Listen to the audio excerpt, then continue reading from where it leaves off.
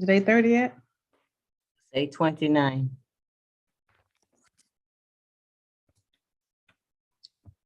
Good morning, everyone.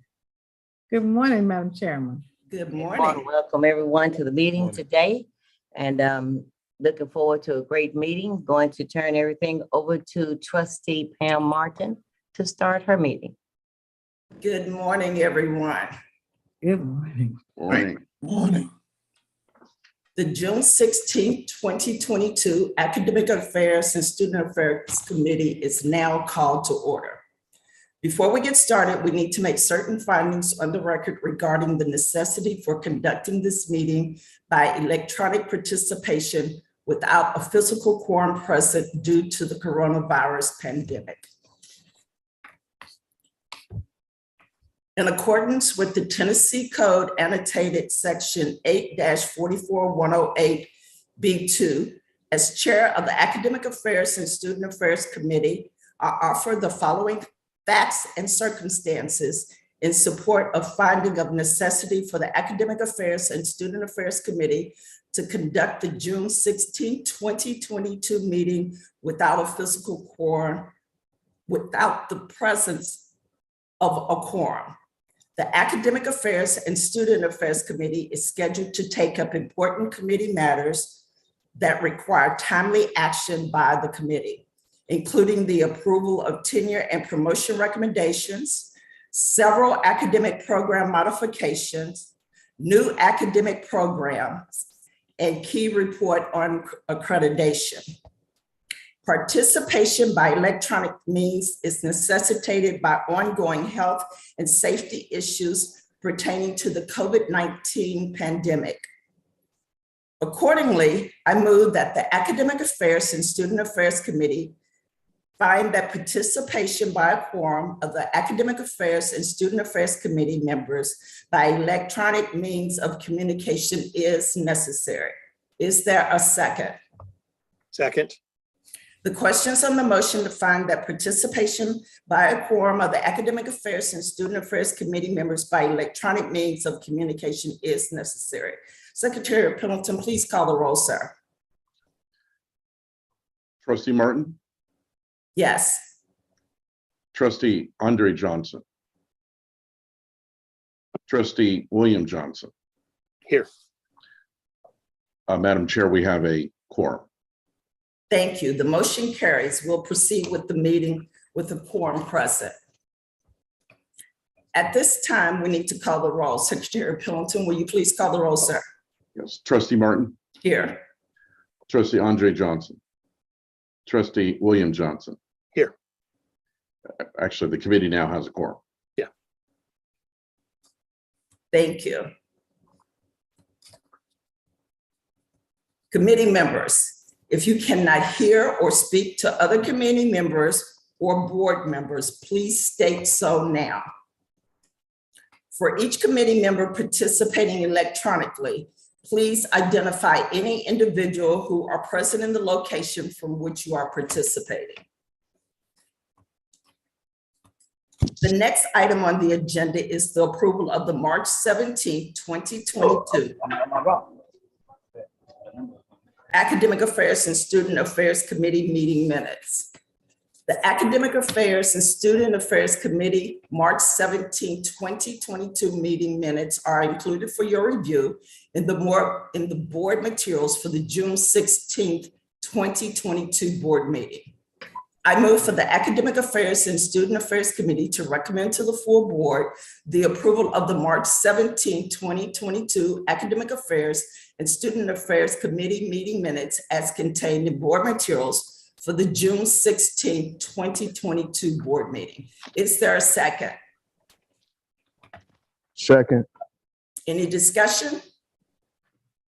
The questions on the motion to recommend to the full board the approval of the March 17th, 2022 Academic Affairs and Student Affairs Committee meeting minutes as contained in the board materials for the June 16th, 2022 board meeting. Secretary Pendleton, please call the roll.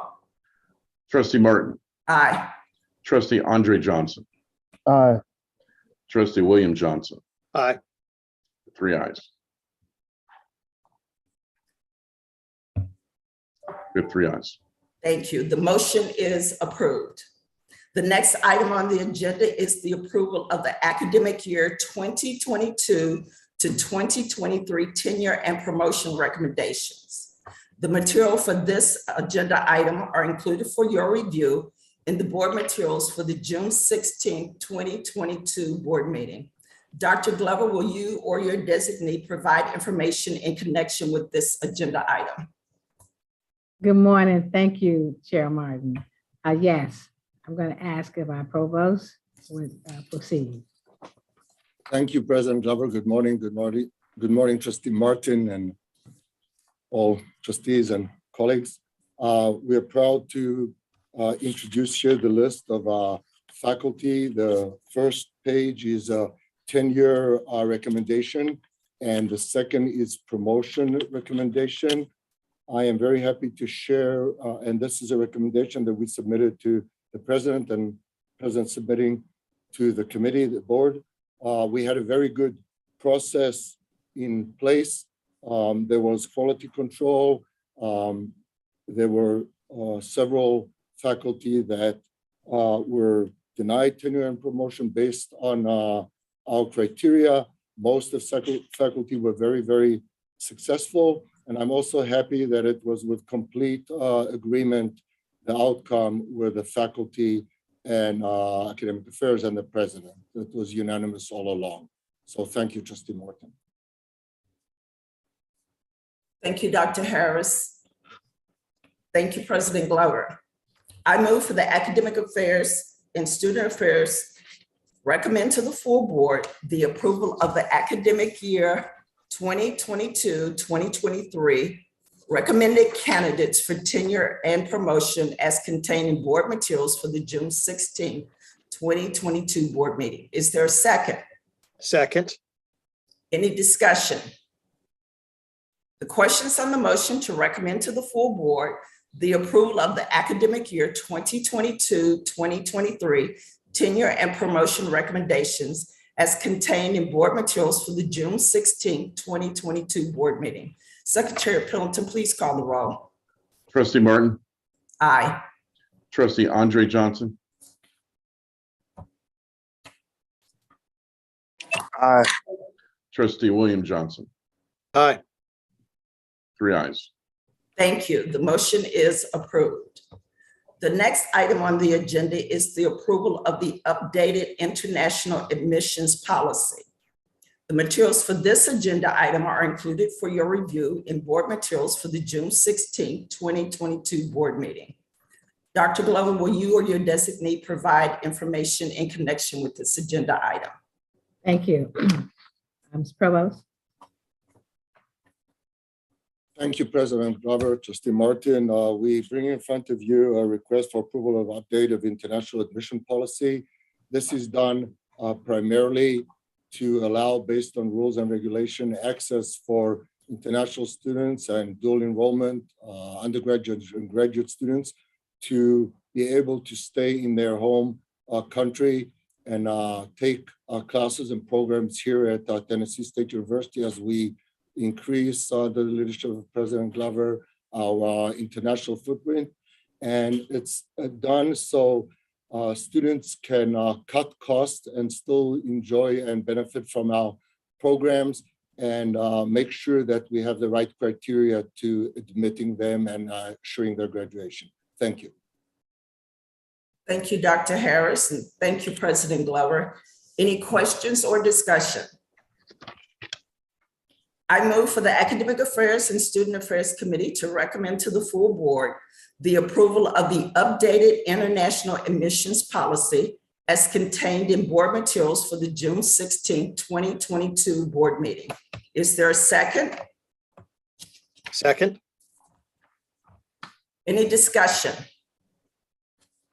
The questions on the motion to recommend to the full board the approval of an updated international admissions policy as contained in board materials for the June 16, 2022 board meeting. Secretary Pendleton, please call the roll. Trustee Martin, Aye. trustee Andre Johnson, Aye. trustee William Johnson. Aye. We have 3 ayes. The motion is approved. The next item on the agenda is the approval of a new academic program, a minor in design within the existing BS in Arts program. The material for this agenda item are included for your review in board materials for the June 16, 2022 board meeting. Dr. Glover, will you or your designee provide information in connection with this agenda item, please? Thank you. Dr. Harris. Thank you, President Glover, Trustee Martin. We're introducing this. It's the first in several adjustments and changes to programs that we're going to introduce today. So I'll just say, please, Trustee Martin, at the outset, that this is done through a systematic work that we're doing in academic affairs with all programs in order to make sure that they're current and relevant and are adjusted to be helpful in supporting students' graduation in a timely manner. This new minor is because minors, you don't have to be a major in the degree. So this will allow other students also to take these classes. It is already a concentration, and now we're also asking to approve it as a minor. Thank you. Thank you, Dr. Harris. Thank you, President Glover. Any questions?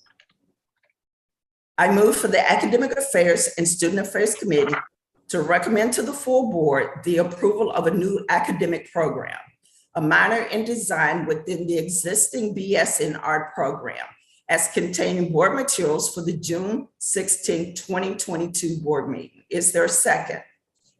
Second. Any discussion?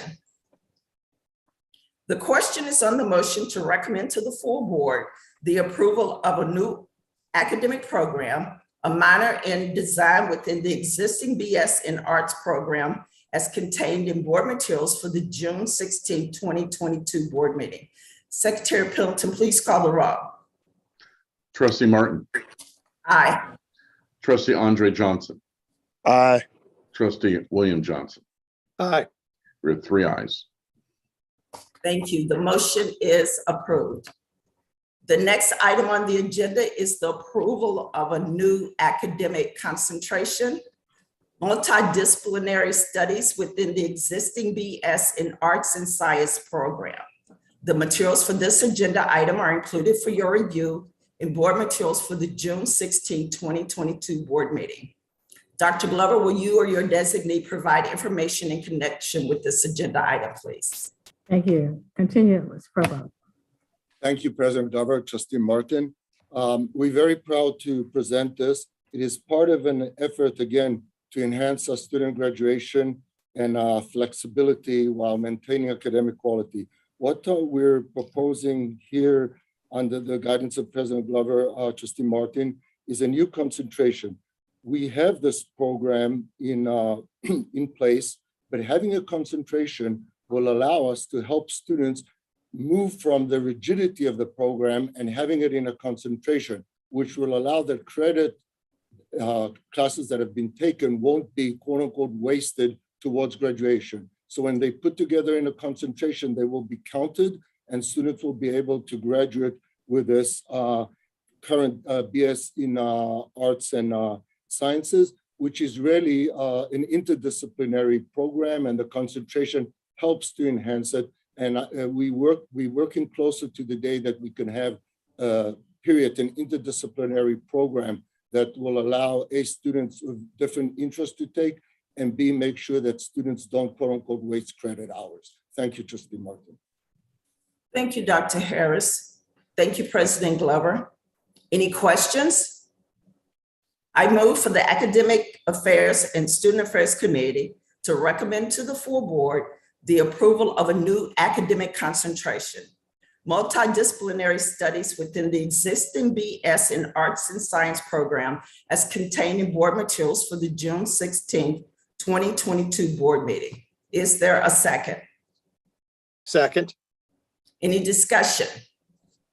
The question is on the motion to recommend to the full board the approval of a new academic concentration, multidisciplinary studies within the existing BS in Arts and Science program as contained in the board materials for the June 16, 2022 board meeting. Secretary Pendleton, please call the roll. Trustee Martin, Aye. trustee Andre Johnson, Aye. trustee William Johnson, Aye. 3 ayes. The motion is approved.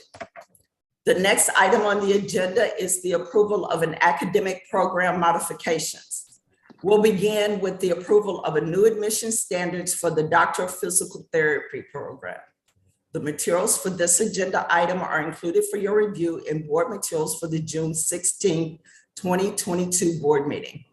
Dr. Glover, will you or your designee provide information in connection with this agenda item? Thank you. I'll continue, Ms. Provost. Thank you, President Glover, Trustee Martin. Again, as in a very consistent manner, we move to make sure that we are competitive and that our admissions and prereqs are current and valid. And what we're proposing here, Trustee Martin, is removing the minimal GRE and adding a different test and changing the prereqs. So our program in physical therapy, the doctorate, will be, again, more competitive, more adjusted to what the market is currently. And we believe it will strengthen it and make it way better and certainly more suitable for our needs.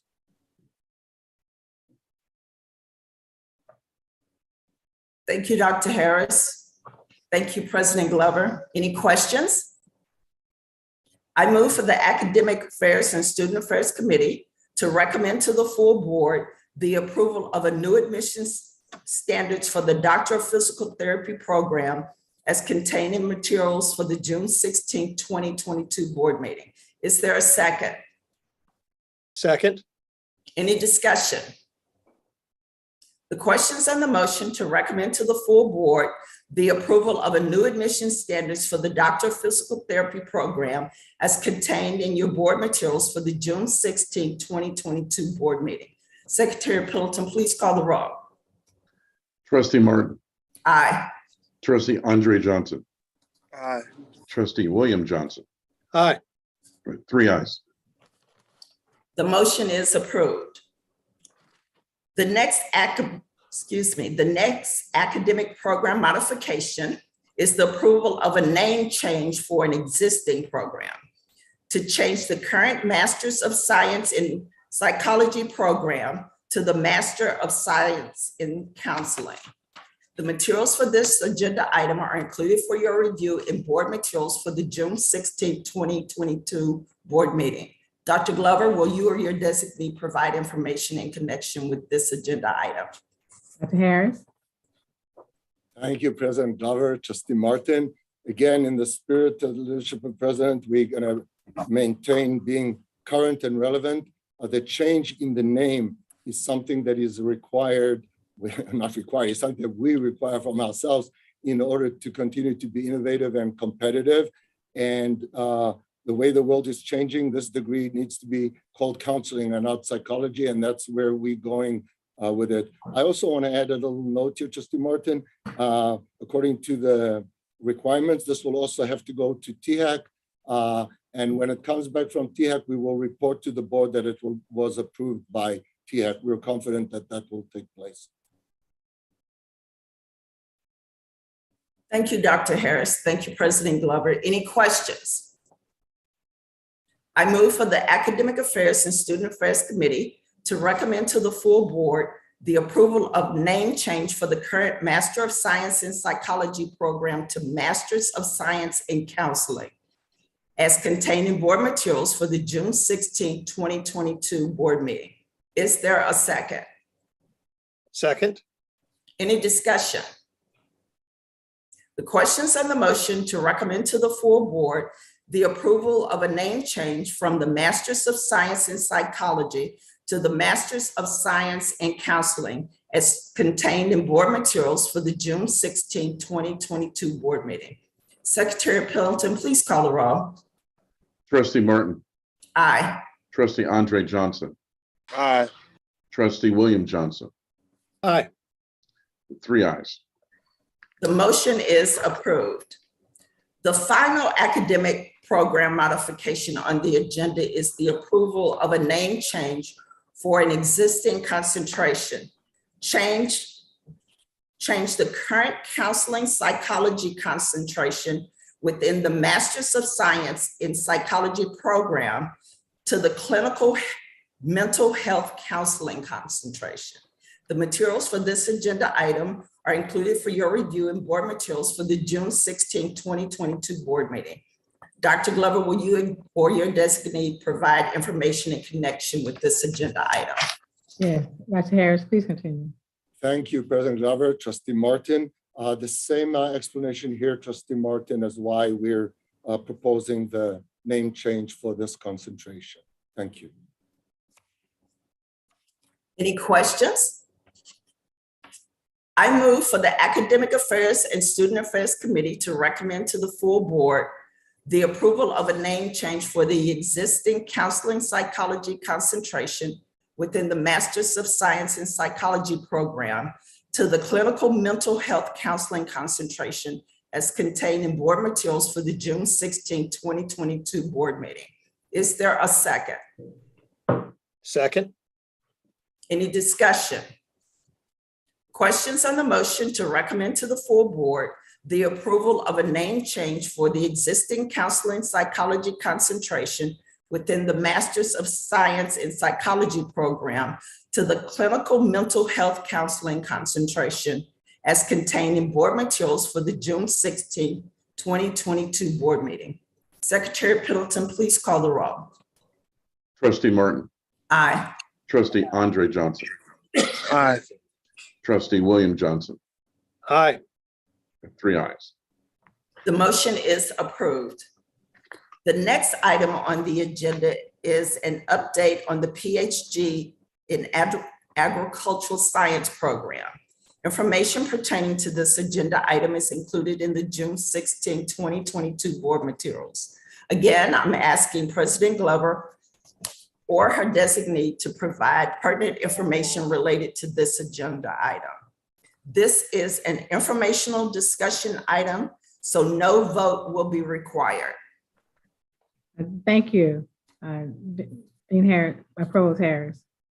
President Glover, Trustee Martin, this is closing the loop.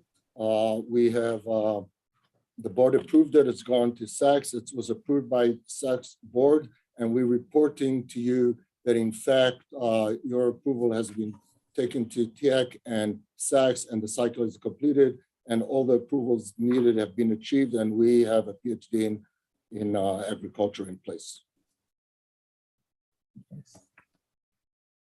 Thank you, Dr. Harris. And thank you as well, President Glover. Any questions? The next item on the agenda is the report on SACS accreditation review matters.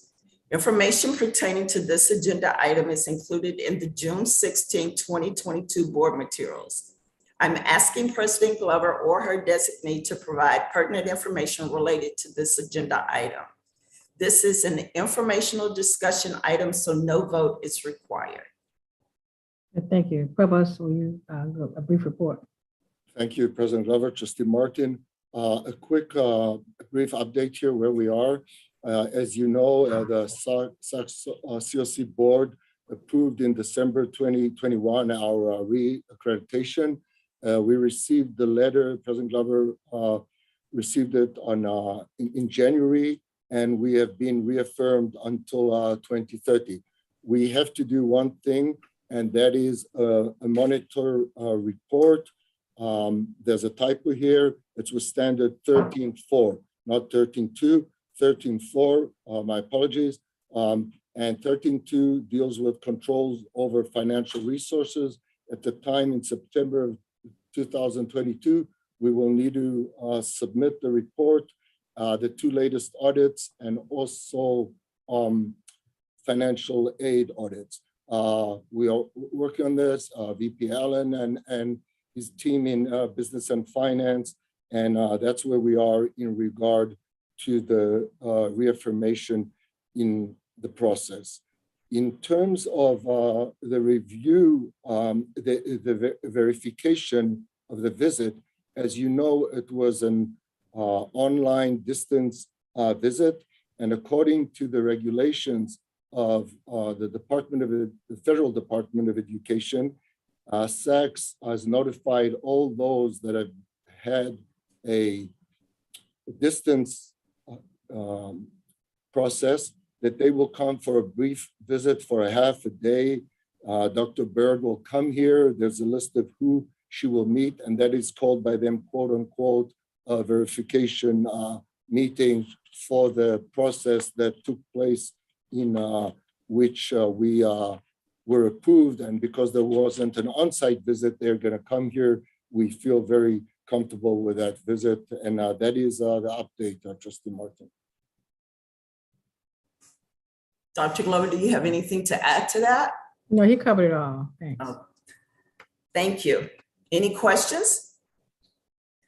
The next item on the agenda is the Research and Sponsored Programs End of Fiscal Year Report. Information regarding this Academic Affairs and Student Affairs Committee agenda item is included in your June 16, 2022 board materials. President Glover, please provide pertinent information related to this agenda item, please. Thank you. I'm going to ask Dr. Quincy Quick if he make this report. Dr. Quincy Quick is our interim director of the project. I think you're on mute, Dr. Quick. We can't hear you.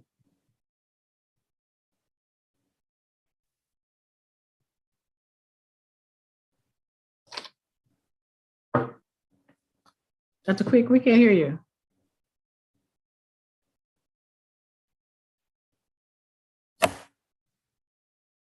Can't hear you.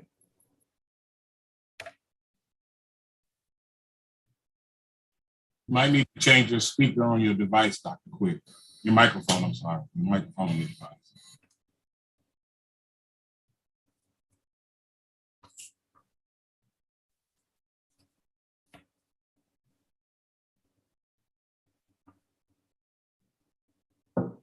Can we come back to Dr. Quick? Let's get this system together. Okay, then we'll go to the next agenda item. The next item on the agenda is the Academic Affairs Report. Information regarding the Academic Affairs and Student Affairs Committee agenda item is included in your June 16, 2022 board materials.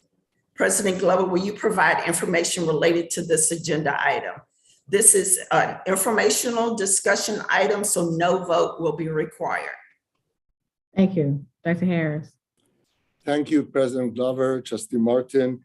We have here, we're presenting an update in respect for time and what we have in front of us. I won't go into all the details, but maybe just highlight and of course answer any question.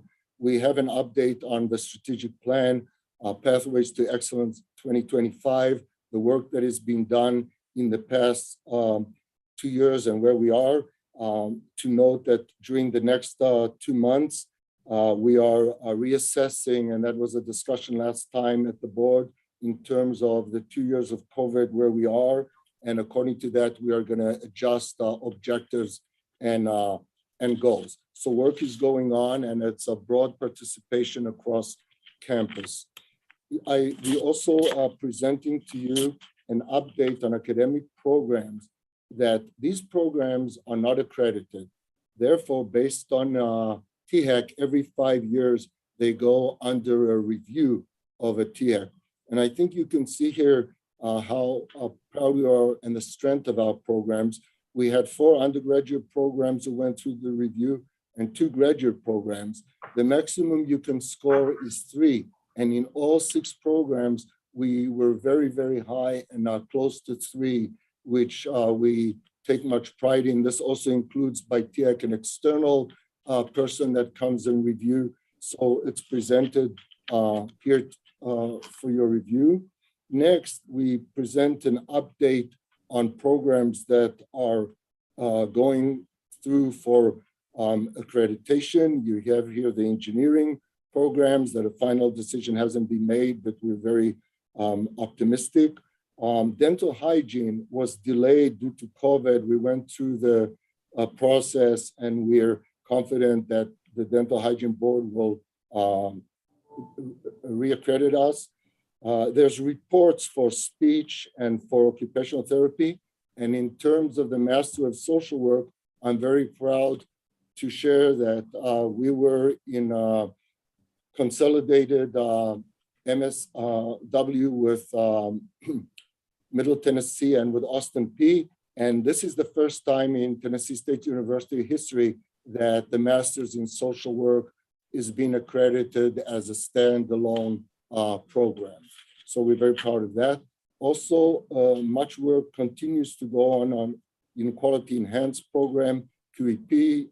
I'm sure you all remember that was part of our reaccreditation, and we got to make sure that we continue work. Much work goes on. I will highlight maybe one thing, and that is we're working on experimental major maps that will eventually be major maps. What it will be something that the student will be able to get when they come in, which will have a clear map from the beginning to end to graduation, not only of the classes, but of all the extracurriculum things that they should take and should do in order to be successful, including activities with student affairs, internships, everything that a student should do. That will result, of course, in a graduation and in a certificate of graduation that we hope will also include all of those extra activities that will help students be very, very competitive. So we are working on that. There's a detailed report here on advising and what has been taken place in advising.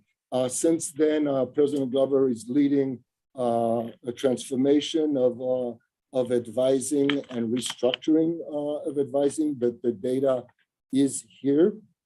A question was asked last meeting in terms of the ESA and the separation and the audit about that. And I'm coming back to share with you that in fact, the right measures were taken in 2019. No longer is it a PDF that goes around and can get lost and no one knows where it is. We have in place a very sophisticated system of a separation that immediately, as soon as there's a notification of someone retiring, someone goes in, does what needs to be done, and that goes across the board and immediately puts a trigger and the separation is in place instead of a PDF, which had to go to God knows how many offices on campus and caused us many challenges. And last and not least, a question, I believe it was by Trustee McKenzie about cryptocurrency. There's an update here on 2 classes that we're offering now in that area, one in computer science and one in business. And we're gonna continue to enhance our offering in that area. And that concludes our report, Trustee Martin. Thank you. Thank you, Dr. Harris and President Glover. I can see that you all are doing a lot of work. It's very exciting, especially the MAPS program. I know that a lot of people will appreciate that, being able to see what it looks like moving forward and not trying to guess about that. So thank you all, Dr. Glover and Dr. Harris and the entire team for all the hard work that goes into this. Does anyone else have any questions? Yes, Madam Chair, please. First, I want to thank Dr. Harris for giving that update. I did have it marked on my calendar because I looked at the minutes that I was supposed to have an update when I looked at the page 164. So thank you very much. And I didn't have to ask for that. But I want to ask if you would please continue to work on that ever so important IT item that continues to to stay in my main focus, if you would please continue to work on that. But thank you so much for that update that I didn't have to ask for. Thank you. Absolutely, Trustee Cole. We're committed to it and we do it daily, and we will continue to update you on those efforts. It's a top agenda for us. So thank you.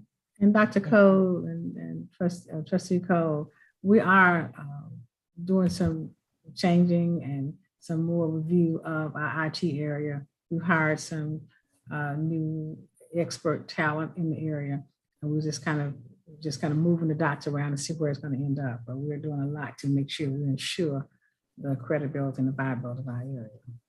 Well, I appreciate that, and I'm familiar with one of the systems that you have. Banner, you can do a lot with that, so very familiar with it. So thank you so much for continuing to update that. Do one last question, and I said I appreciate you doing it, but what mechanism, I know in audit, we have a list of items that need to be followed up. What mechanism do we use for the other committees for follow-up items? There's things you've asked us to do from the prior meeting that we're doing for this meeting. Yes, we keep a running list of that. Very good. And that's why we brought that update to today. We have other updates as we go throughout the meeting, the committee meetings and the board meeting. Okay, thank you. I appreciate that. Thank you so much.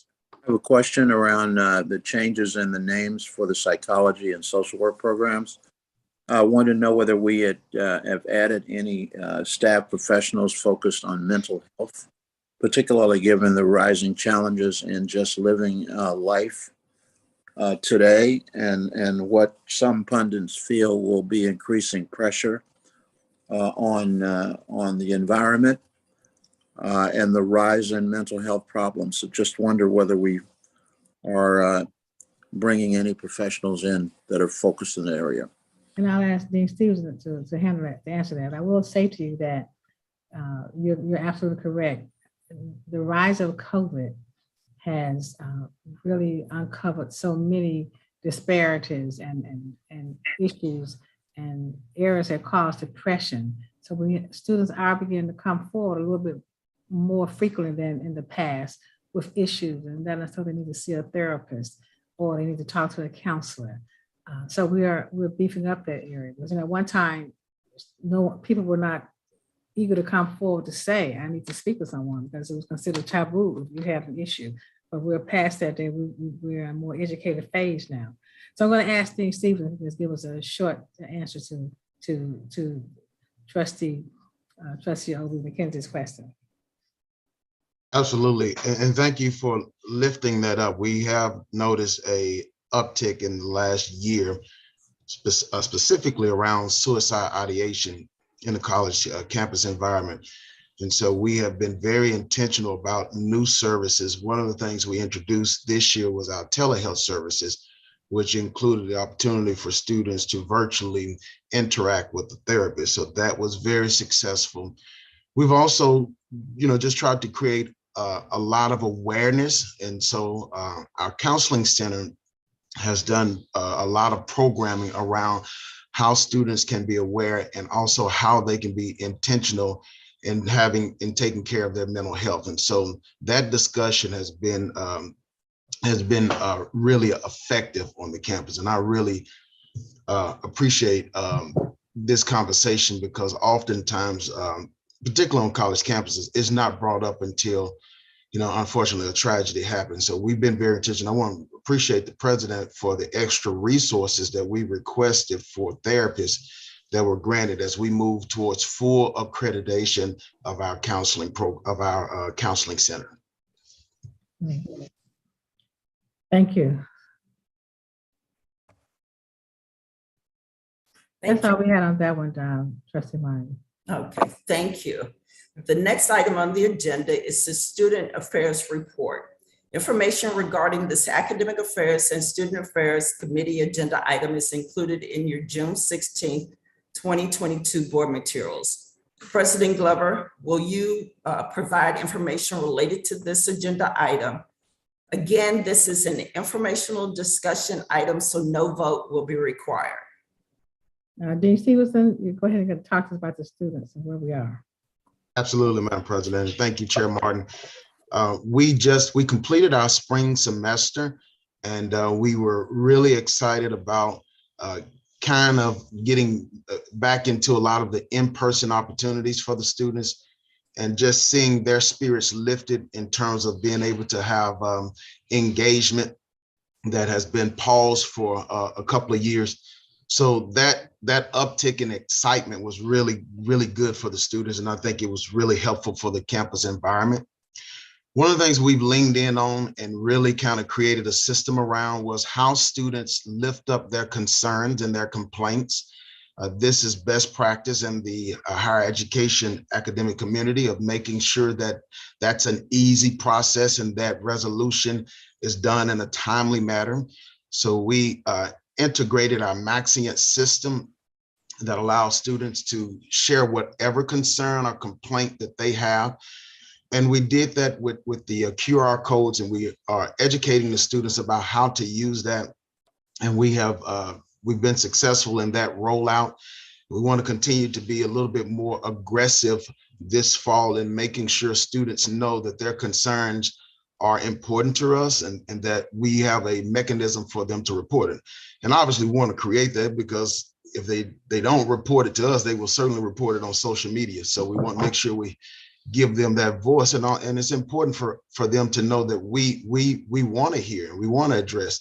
We obviously have great interaction with our student leaders, and we hear those concerns and the voices that they represent. But sometimes the sophomore that's just sitting over there in EPS that's maybe not engaged in SGA, want to make sure that their voice is heard too. So we're excited about continuing to roll that out and making sure that we are responsive. I mentioned earlier, Dr. Glover, giving us the resources for our health services, but all of the things that we have asked and presented to the cabinet, to VP Allen and Dr. Glover around the student experiences have all been met with a yes. And that's really important. When students come to a campus, they want to make sure that we're going to have the resources that they need in their academic environment. Things as simple as Wi-Fi is tremendously important to students on a campus. And the strength of the Wi-Fi is important to students on the campus. And so those are the kind of things, our expanded health services, all of those things are really important. And we've been able to increase those things. And I'm excited about that. We have, I put specifically some data in the report around our career development and services, simply because that's at the top of our radar screen. That's the thing that we are really putting a lot of attention on. We want to make sure that our students are marketable. We'll make sure that our students are connected. We want to make sure that we have the career pathways from the moment they step on campus, that all of it is leading to them being able to be successful in their careers. And so we have had higher engagement with employers, 137 and 140 respectively attended our fall and our spring career fairs. And those employers that we are really connecting with, we've got some of those that we have high engagement with. We wanted to make sure that they're not just coming to campus to check a box. I mean, we want, are you really interested in hiring our students and having relationships that will result in our students becoming part of your corporate environment? And so those are the corporations that we are appreciative of those relationships. Finally, I want to just discuss the housing. A little bit of that conversation came up as we were beginning this meeting. We have President Glover created a committee and charged the committee, asked me to lead the committee to make sure we have a pathway forward for our housing students who want to attend this university. And the first thing we have already realized, and we knew this because of what's happened in the city over particularly in the last 7 years, that we have to move very aggressively and kind of scrap some of the plans we have and reset. We noticed about 7 years ago that our students were not only not moving off campus, but our juniors and seniors were moving back to campus. And, just unlike any other public university in the state, it's really expensive for college students to live in Nashville. And so we're housing a much higher percentage of students than the other public institutions in the state of Tennessee. And we made this case to the State Building Commission. And our students want to attend and they want to have a safe learning environment. And so we're being very aggressive. We've got some plans we put in place. I'll be very transparent. We have more students who need housing than we have beds. That's where we are right now. Even with the new dorm of 700 beds coming online in August, we anticipate that we will still house 25% of our students off campus this fall. And we're putting some things in place that we think will be some permanent solutions, including building and some public-private partnerships, which VP Allen will talk about, and acquiring some property that's close to us. We've got some conversations heading in that direction, creating some unique partnerships. But of course, those things take time, and most of them won't solve our issue we'll have in 45 days, right? So we have a plan in place that will get us through this year, and then we are planning what it looks like over the next 3 to 5 years, which includes new spaces, and we've got spaces that we need to retire. We need to say to some of those spaces, you have given your very best, and we're ready for you to retire. So if you hear some anxiety around the housing, just know that we're working to make sure that we have a space for all of our students this fall. And obviously that will mean off campus in some of those spaces, but we also are looking to have some permanent solutions over the next 3 to 5 years. And that concludes my report, other than just to say that our student leadership has been going to some trainings. They participated in NASAP, just got back from presenting at the TSU National Alumni Association. Our students leadership TSU went to the corporate headquarters of Waste Management in Houston and spent a full day with their top executives to just learn about sustainability and some of the things that happens in corporate America. So we're very proud of our student leadership and the engagement and leadership opportunities that we're continuing to present to them on our campus. And that concludes my report. Thank you, Dean Stevenson. We appreciate all the hard work you and President Glover put into our students. We realize that it is a lot going on when you talk about housing. I cannot even imagine what that looks like, especially on campus.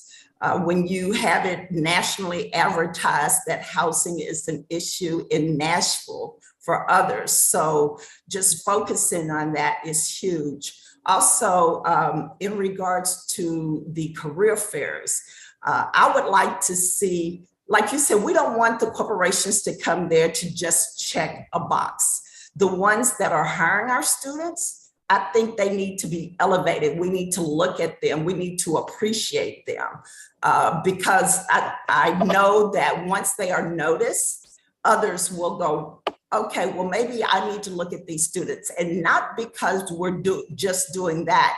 It's like what you said about making sure our students are ready.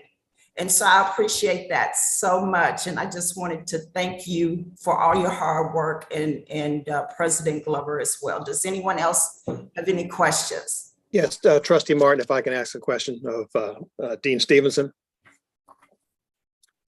Dean Stevenson, can you give us an update, probably at our next meeting, with regard to where we are with campus recreation and intramurals and those stress reduction outlets that the university has in place?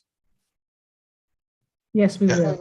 Yeah, absolutely. I'll have that prepared for you. But I will say this, Dr. Johnson, that it is ongoing and we're expanding it. So we expanded this past year and added women's flag football to our intramural opportunities. And so we are expanding that, and we're excited and looking forward to, and students participate. They really enjoy that. And some students who don't want to play, who played in high school, but don't want to play at the collegiate level, appreciate the opportunity to participate in the intramurals. But I'll have a full report in the September meeting. Thank you. Madam I Chair. want to Oh, let the sorry. board know that Trustee Johnson is working with us, Trustee Andrew Johnson is working with us on some of the strategies, the real estate strategies, and this is his area of expertise. So we appreciate all he's doing in that regard. Madam Chair, if I might, first, let me thank Dr. Glover and Dean Stevenson for including some of the internship information in the report. That's very helpful to know who's on campus and who's engaging. And I did miss my opportunity during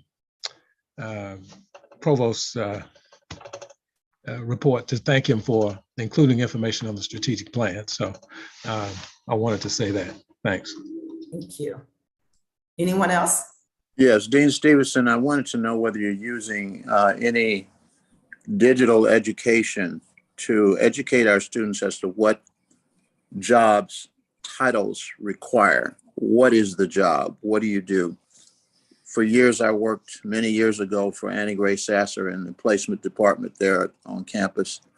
And I was advantaged by opportunities to speak with corporations that came in while I was a student. So when I was taking my interviews, I had some idea of what the job would be. What is it? What do I do every day?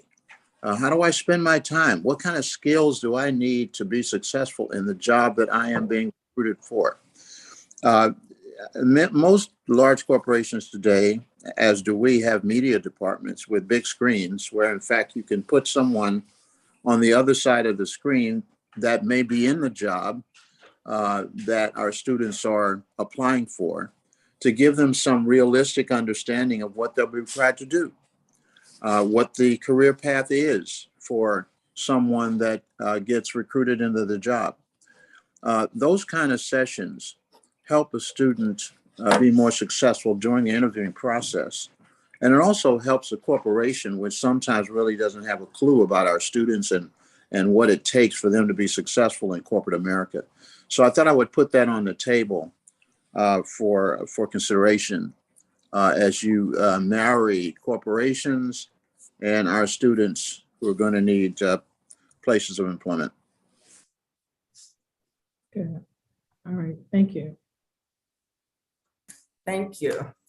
We will go back to the agenda item, the research and sponsored programs in the fiscal year report. Information regarding this Academic Affairs and Student Affairs Committee agenda item is included in your June 16, 2022 board materials. President Glover, are we ready to present a report at this time? We are. Thank you.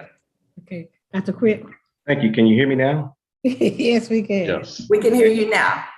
My apologies for the technical difficulties. Just experiencing a little bit of Murphy's Law here, so I will go on with it. So I think it's been widely acknowledged and disseminated that last year, the last fiscal year, the research enterprise, we received an historical amount of grants and awards.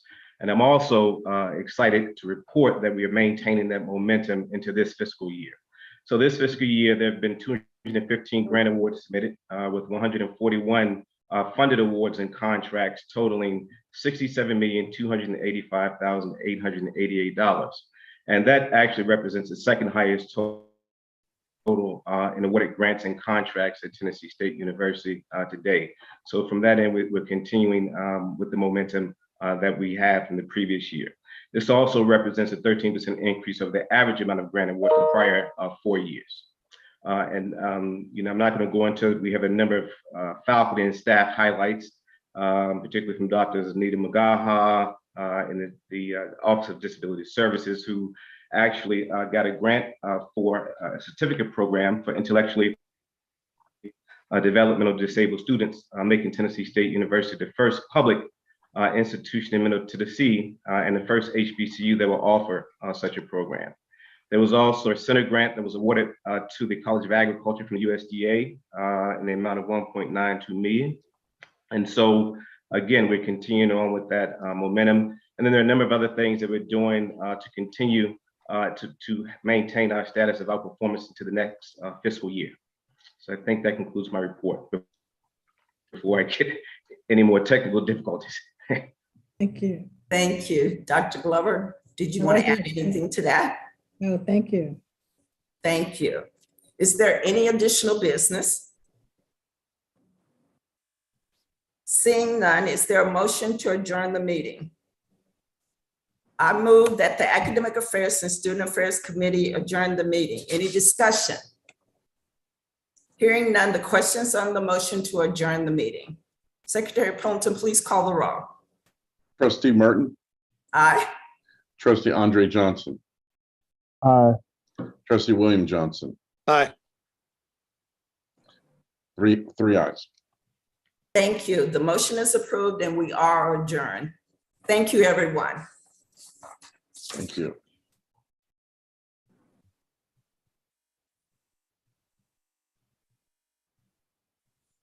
Okay, let's move to the next one. Lars, we'll move to the next one. Report. Yes. Okay, I think we're starting the executive committee. Yeah. Yes, and I'm talking without the mic on. Good morning. The June 16, 2022 Executive Committee is now called to order.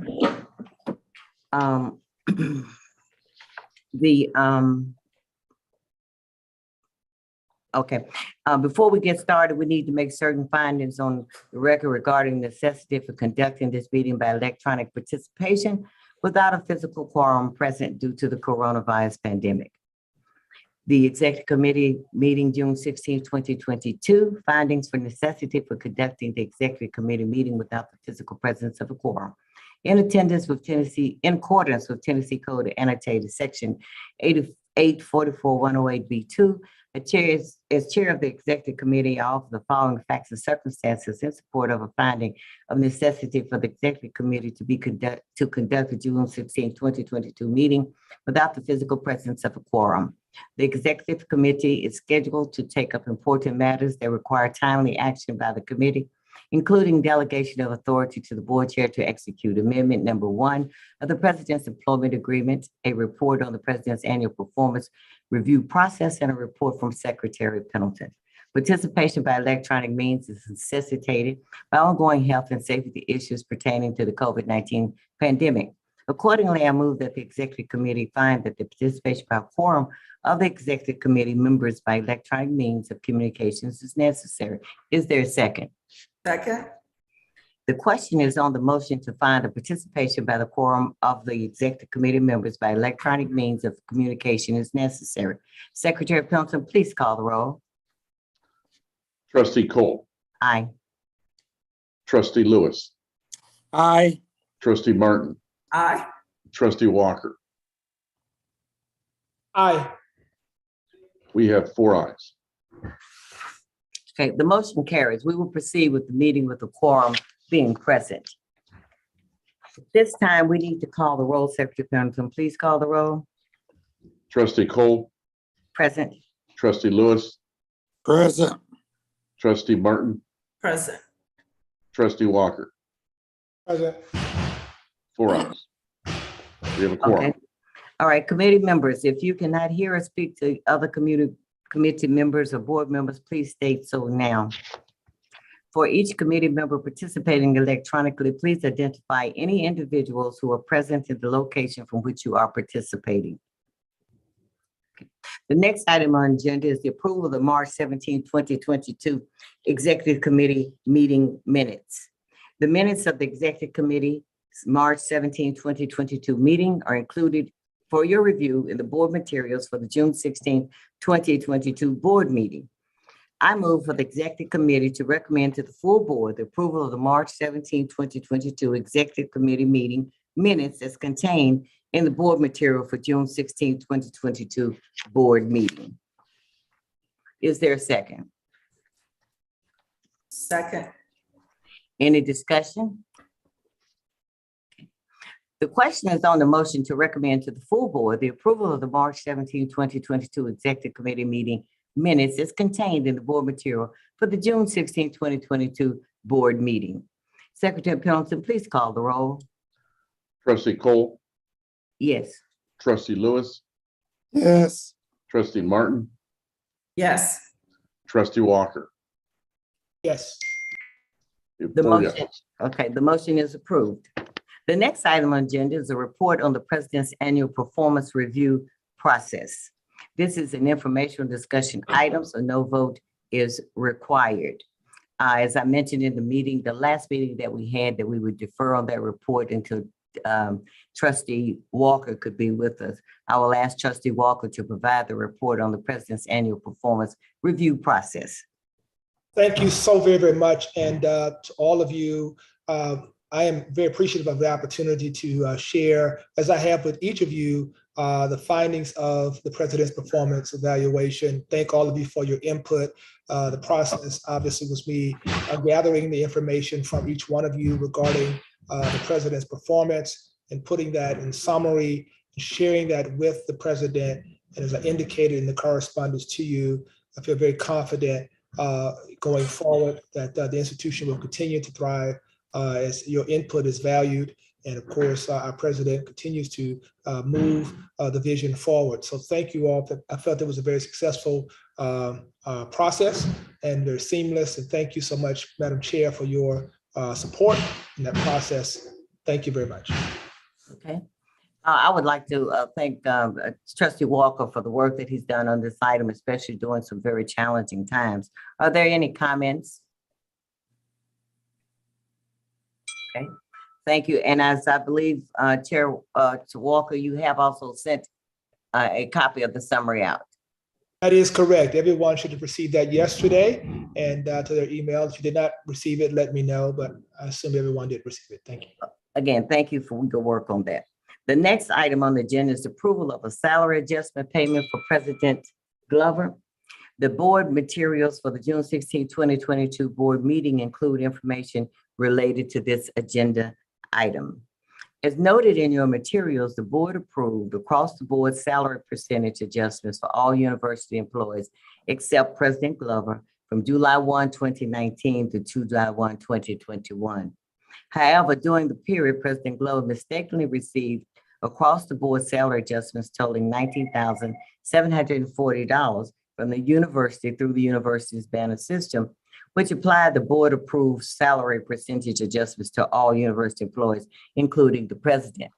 Under that system, the only way the president could have been excluded from that would be that they would have to go in and actually be a manual process. The individuals that were in charge at that particular time did not do so. So the amount for that period of time was $19,740.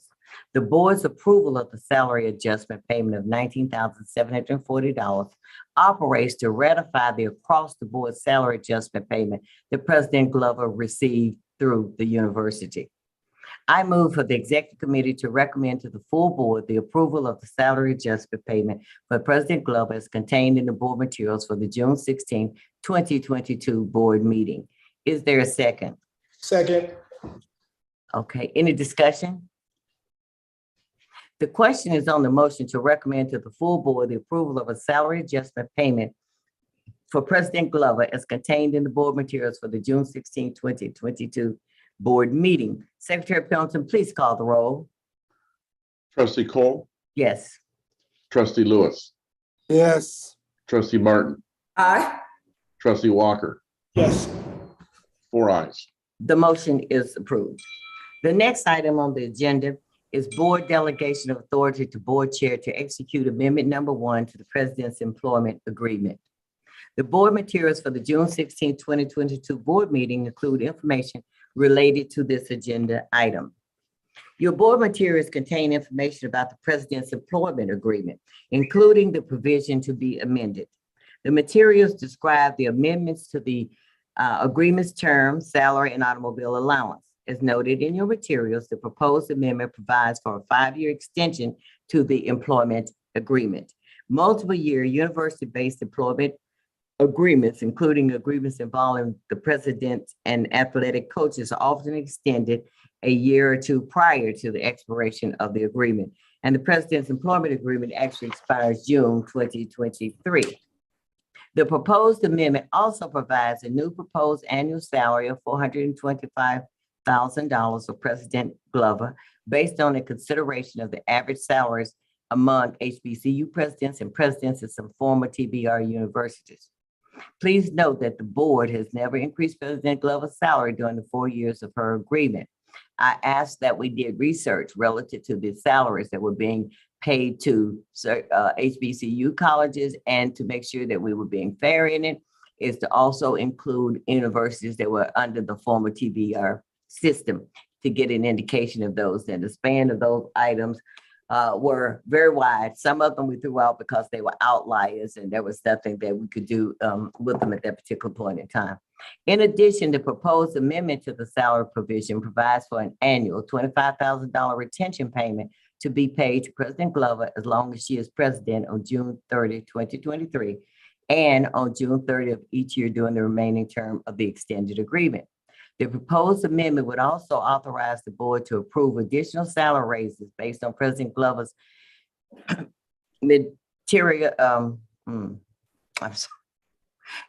performance as evaluated through the annual performance evaluation process.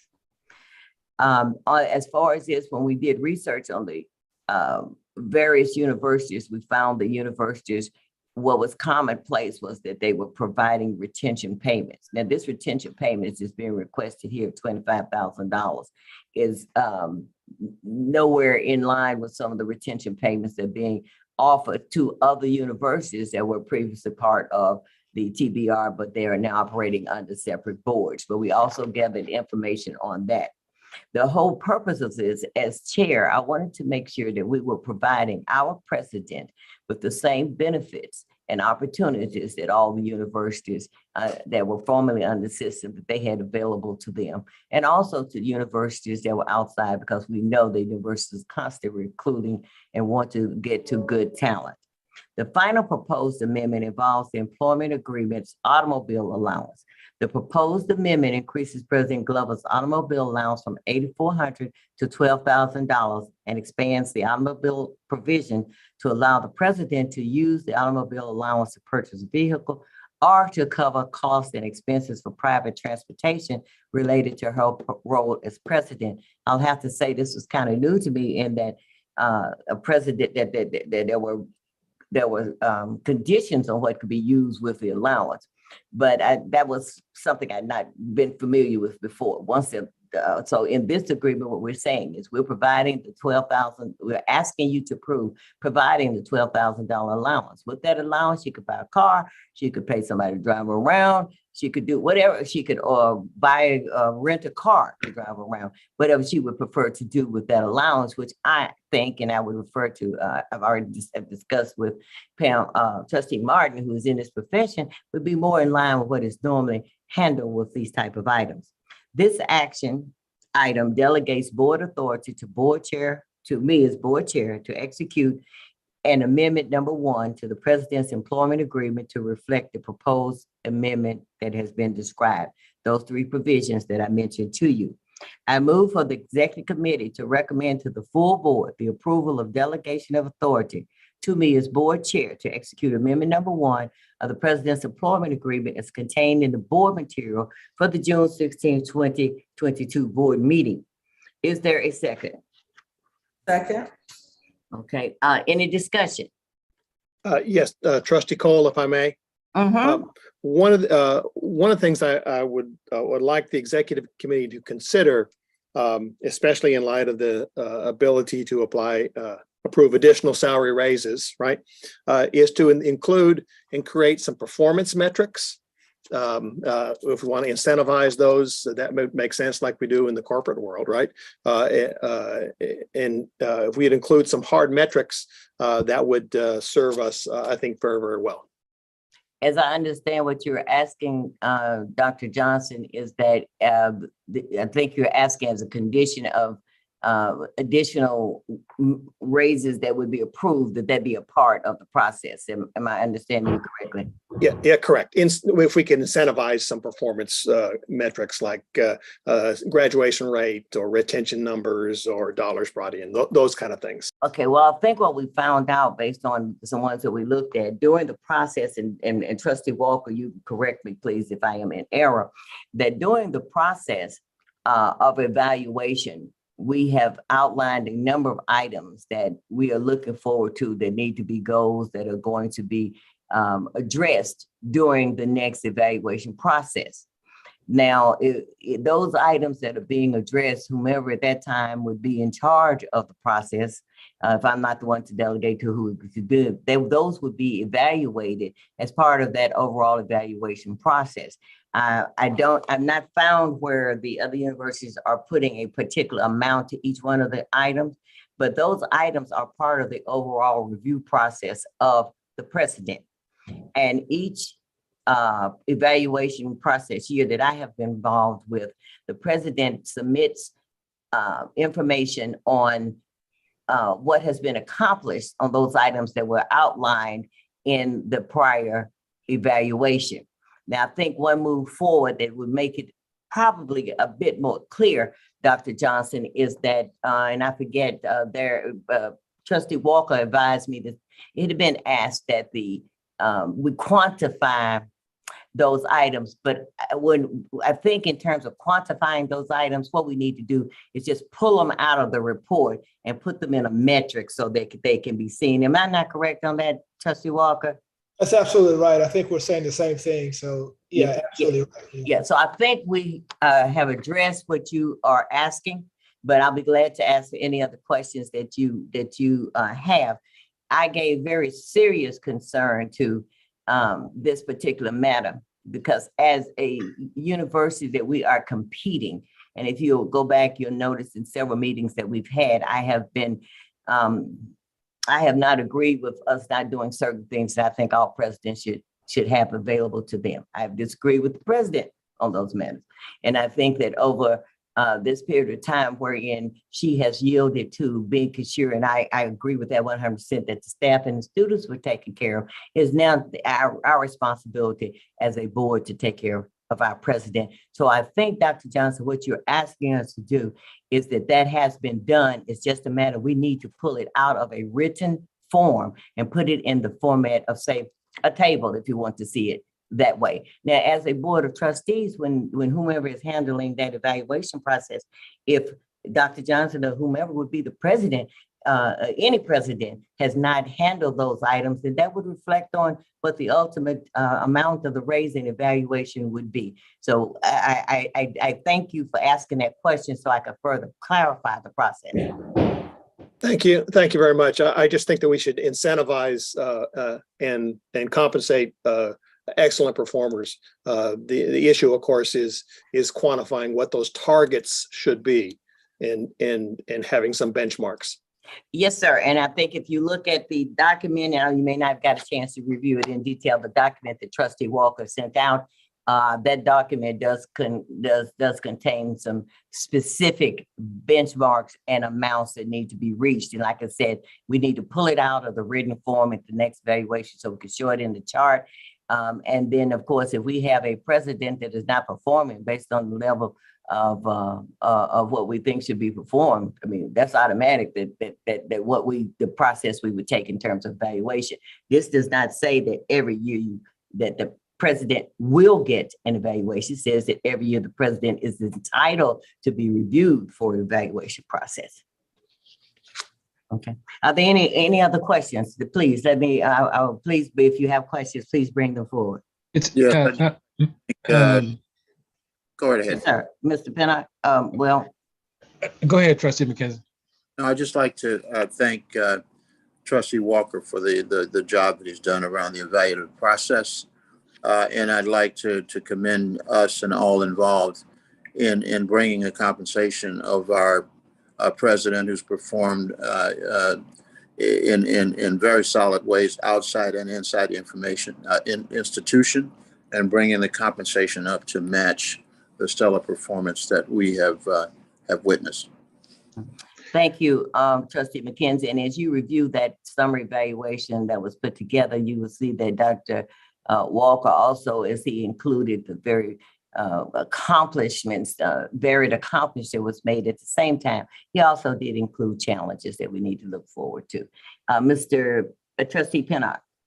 Yes, just sort of echo a little bit of Trustee McKenzie.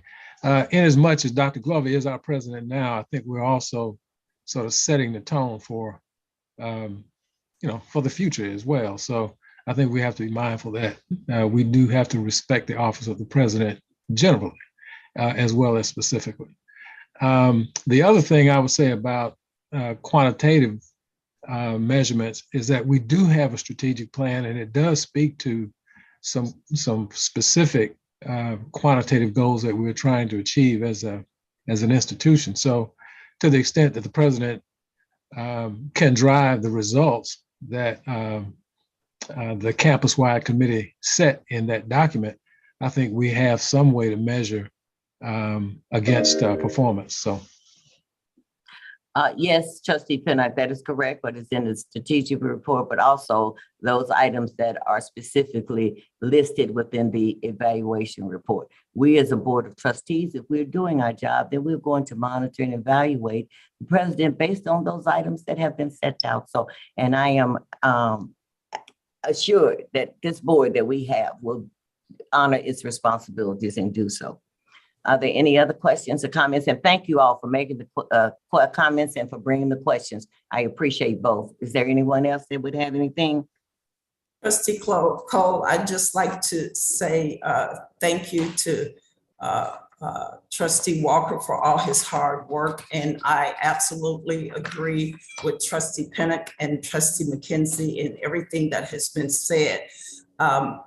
I would like us also to remember that this is a very competitive market right now.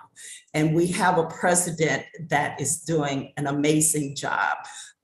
Yes, Trustee Cole, our chair has acknowledged some of the things that she feels like might not be correct. But what I have seen is President Glover and her entire team making a huge effort to correct all of those items until they are to her satisfaction. So I greatly appreciate that. And I want us to just continue to remember that she's here with us now. We're looking at this salary, but it's a very competitive market right now. So we just need to keep that in mind. Thank you, Trustee Martin, for that comment. I agree with you. You know, it's all about being competitive. We talk about we want to be competitive at the university. Well, if we want to be competitive, we get the students here offering questions, et cetera. We also have to be competitive with our president. And my comment about the accomplishments as well as challenges was just to say that I read what Trustee Walker wrote, and that it was a very comprehensive report and that it covered both of those items. Anyone else have anything? And I specifically appreciate your comments because Trustee Martin is in that field and she is the expert. So I thank you very much for your comments, Trustee Martin. Anyone else? I just want to conclude by saying thank all of you. This is a historical moment for our trustee board. It's the first time we're able to make this statement. It really is a statement of confidence in the leadership of our president. And make no mistake about it, as I travel around this world, and I have seen firsthand, we have a president who is a leader among leaders. And as Trustee Martin has indicated, it is an incredibly competitive market. And she is certainly pulled on, and I'm certain asked to be beyond the academic arena and other arenas as well, political and otherwise, but she has a heart for Tennessee State University and has given up so much. We have a president who has been driving herself, working 12 and 15-hour days. And so I think these things that we're putting in place are appropriate.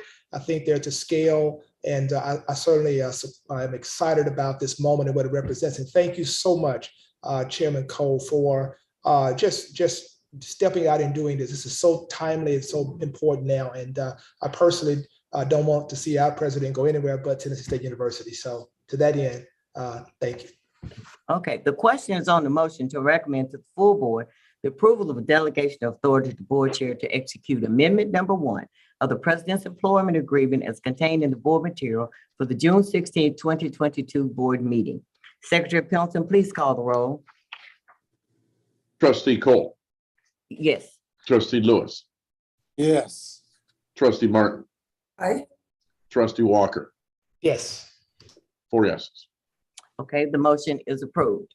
Before we go to the next item, which is the secretary's report, I want to remind everyone, I believe Secretary Pendleton, I think you were the one that sent it out, sent out the conflict of interest forms. Now, they were sent out to everyone where there's a certain time limit that they're to be approved.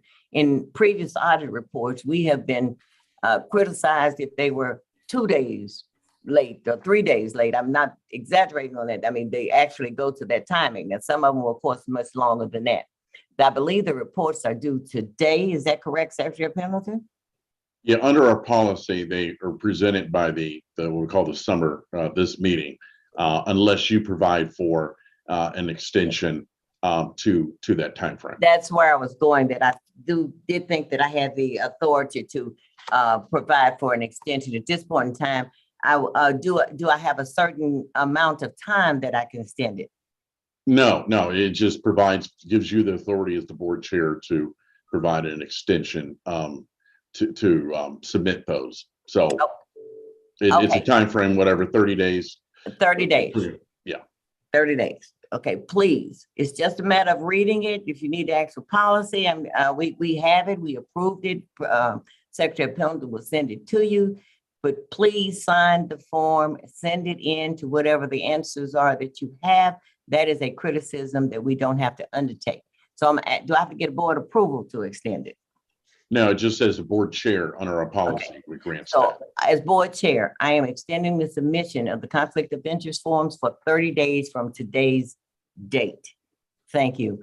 Anyone else had any comments? With Dr. Glover, would you like to say anything? I just want to say thank you for the confidence that the board, this committee has placed in me, and I really enjoy being president of Tennessee State. I enjoy this leadership.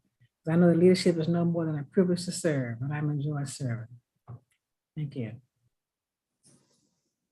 Well, thank you, President Glover. And I learned a long time ago, you cannot lead if you cannot serve, and you do both of them very well. So thank you. At this point in time, we'll move to the secretary's report. Thank you, Chair Cole, appreciate it.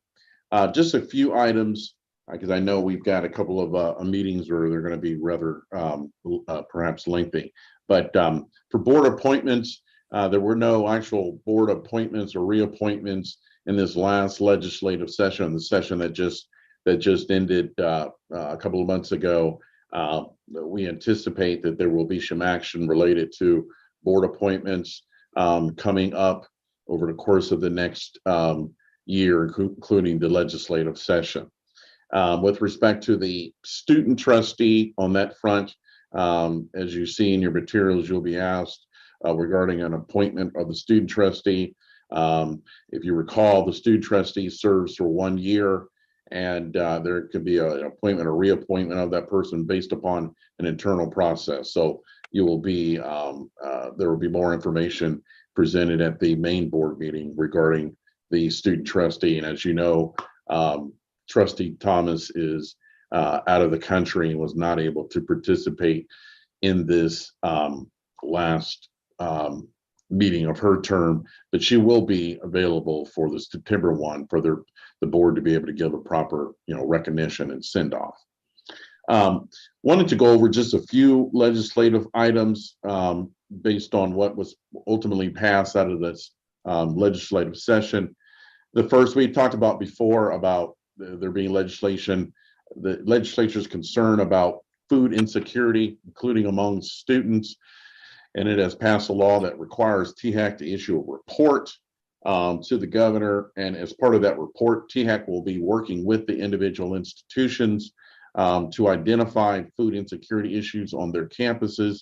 And we talked about before how TSU has worked with this Tiger Pantry to really address that. And Dean Stevenson has spoken to that before in terms of where TSU is at. And I think we're ahead of some other institutions, but we also have to look at our student profile. So we are more in a position to need to step up. Second item is there was an increase in the Hope Scholarship funds from 1,250 to 1,625 that could be awarded each semester. So that is going to be a big help to our students and providing them the necessary resources to attend and to stay at and matriculate through the university. Another item that got some attention is a bill that passed into law that prohibits students of the male sex from participating in intercollegiate intramural sports that are designated for females. And that has to do with the biological, your biological gender and limitations on participation in sports. So institutions are all sort of working together to determine, how we're going to want to proceed with respect to that within our athletic departments to make sure that we are in compliance with the law on that. And then another item deals with it's Public Chapter 836 that requires TSU to submit an annual report to the governor and members of the General Assembly detailing the progress of improvements to TSU's facilities and infrastructure and how those improvements address the needs identified with respect to the THEC memo that was initiated related to the whole issue of the land grant funding and the deficiencies that we had as a result of the lack of funding. So those are the primary items. I will discuss some more as we move forward in the September meeting in terms of things that impact TSU. So that concludes my report. Any questions? Yes, sir. I have a question. Hope scholarships, those are for Tennessee students, is that right? Yeah, your high school, as I understand, high school graduates, if you were a Tennessee high school graduate, you were eligible with respect to that. Dean Stevenson or Mr. Izzard could provide more clarity on that. Well, I want to ask one question. Do we keep a record of how many students we have that are on the Hope Scholarship? My concern is whether or not we are actually utilizing this particular opportunity for students in Tennessee as much as possible. Dr. Glover, did you want to address that or have? Correct. Mr. Doug Allen has done the research on that. Mr. Allen, do you want to? Yes, ma'am, President, I'll respond. Yes, Trustee Lewis, we do keep a record of that, and that's actually required as part of our financial aid reporting for students.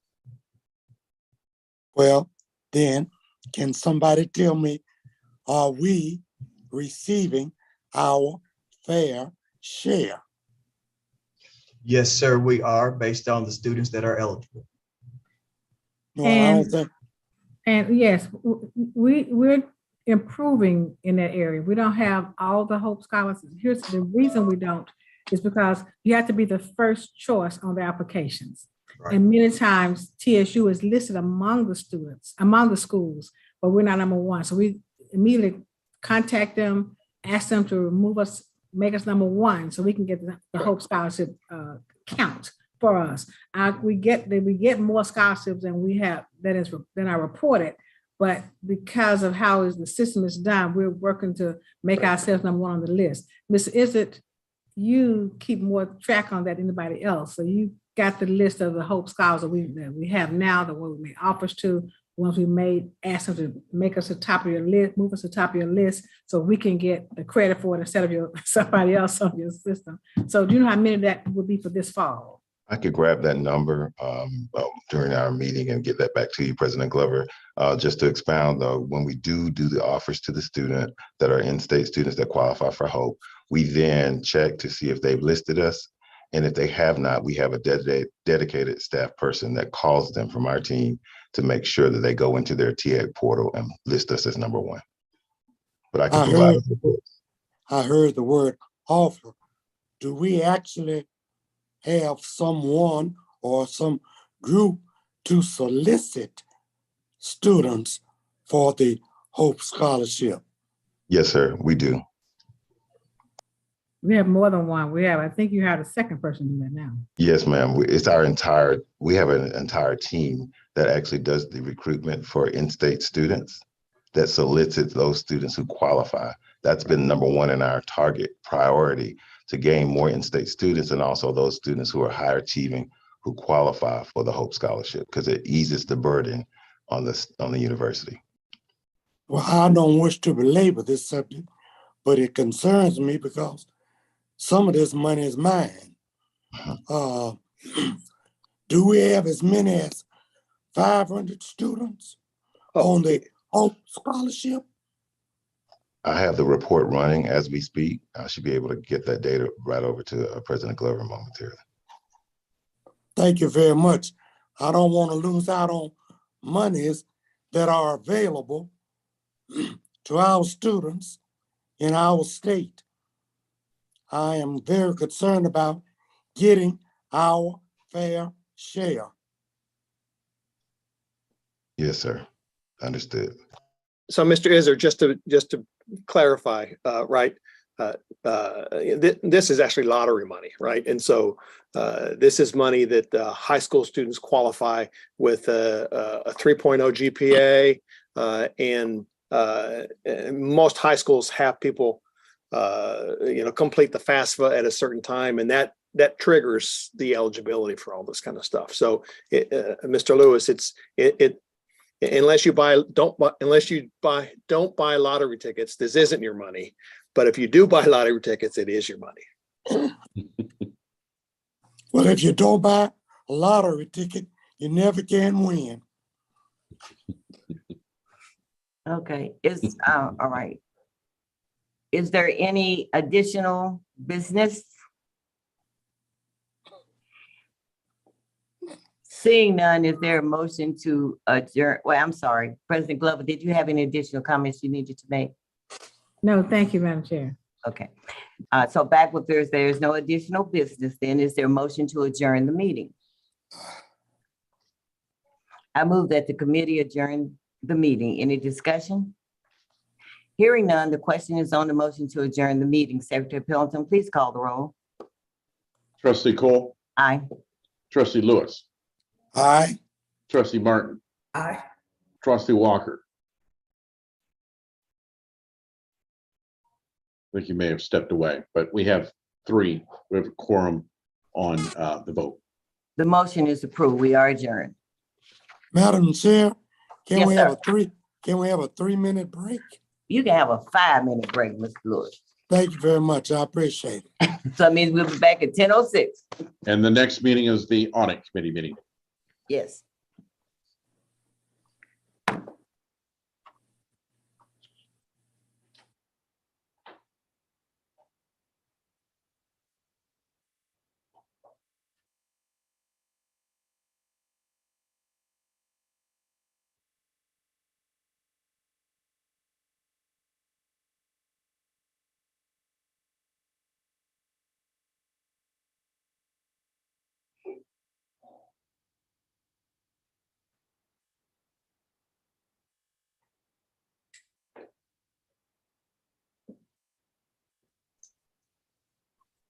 I've paused the live stream recording, so I'll start it back whenever the committee meetings start back up. I think that's brilliant. Thank you.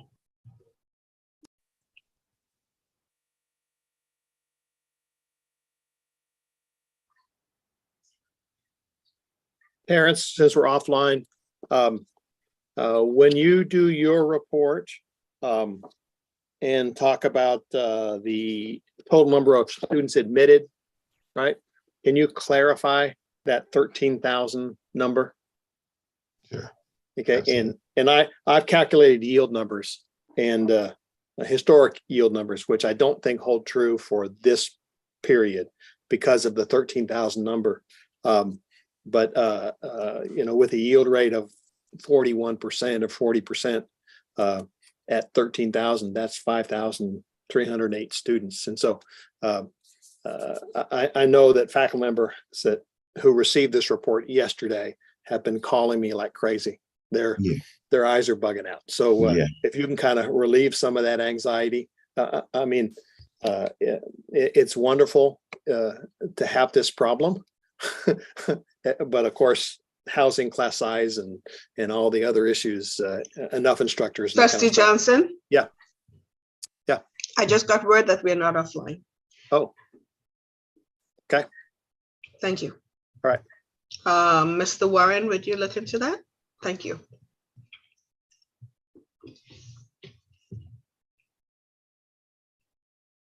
There we go. I think I should recording paused, but I got you, Arlene. thank you.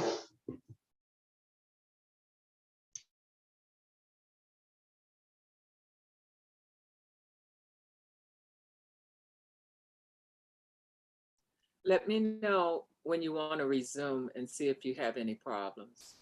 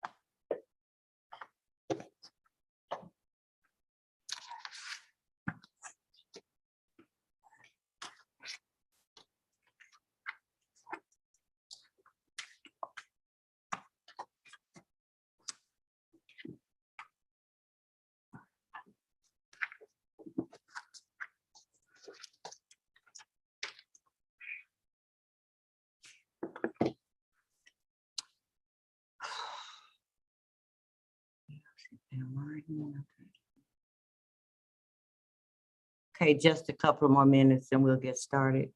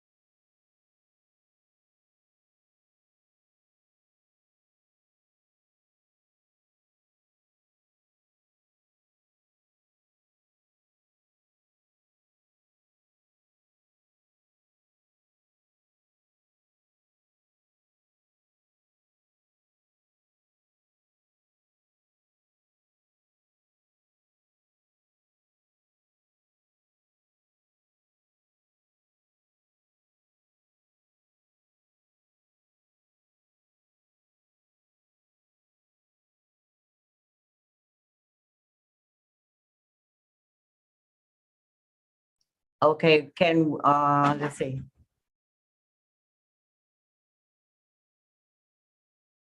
Okay, very good. I think everybody is, mostly everybody is back, okay?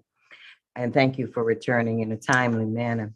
Good morning. The June 16, 2022 Audit Committee is now called to order. Before we get started, we need to make certain findings on the record regarding the necessity for conducting this meeting by electronic participation without a physical quorum present due to the coronavirus pandemic. Audit Committee meeting June 16, 2022, finding of necessity for conducting the Audit Committee meeting without the physical presence of a quorum. In accordance with Tennessee Code annotated section 844-108B2, as chair of the Audit Committee, I offer the following facts and circumstances in support of a finding of necessity for the Audit Committee to conduct the June 16, 2022 Audit Committee meeting without the physical presence of a quorum. The Audit Committee is scheduled to take up important matters that require timely action by the committee, including approval of the 2022-23 audit plan, discussion and review of the internal audits, outstanding audit issues, and a discussion of items deemed confidential under state law. Participation by electronic means is necessitated by ongoing health and safety issues pertaining to COVID-19 pandemic. Accordingly, I move that the Audit Committee find that participation by a quorum of the Audit Committee members by electronic means of communication is necessary. Is there a second? Second. The question is on the motion to find the participation by a quorum of the Audit Committee members by electronic means of communication is necessary. Secretary Pendleton, please call the roll. I'm sorry. Trustee Cole. Aye. Trustee McKenzie. Aye. Trustee Pinnick. Aye. With 3 ayes, we have a quorum. Okay, the motion carries. We will proceed with the meeting with a quorum being present. At this time, we need to call the roll. Secretary Pendleton, please call the roll. Trustee Cole. Here. Trustee McKenzie. Here. Trustee Pinnick. Present. We have official quorum.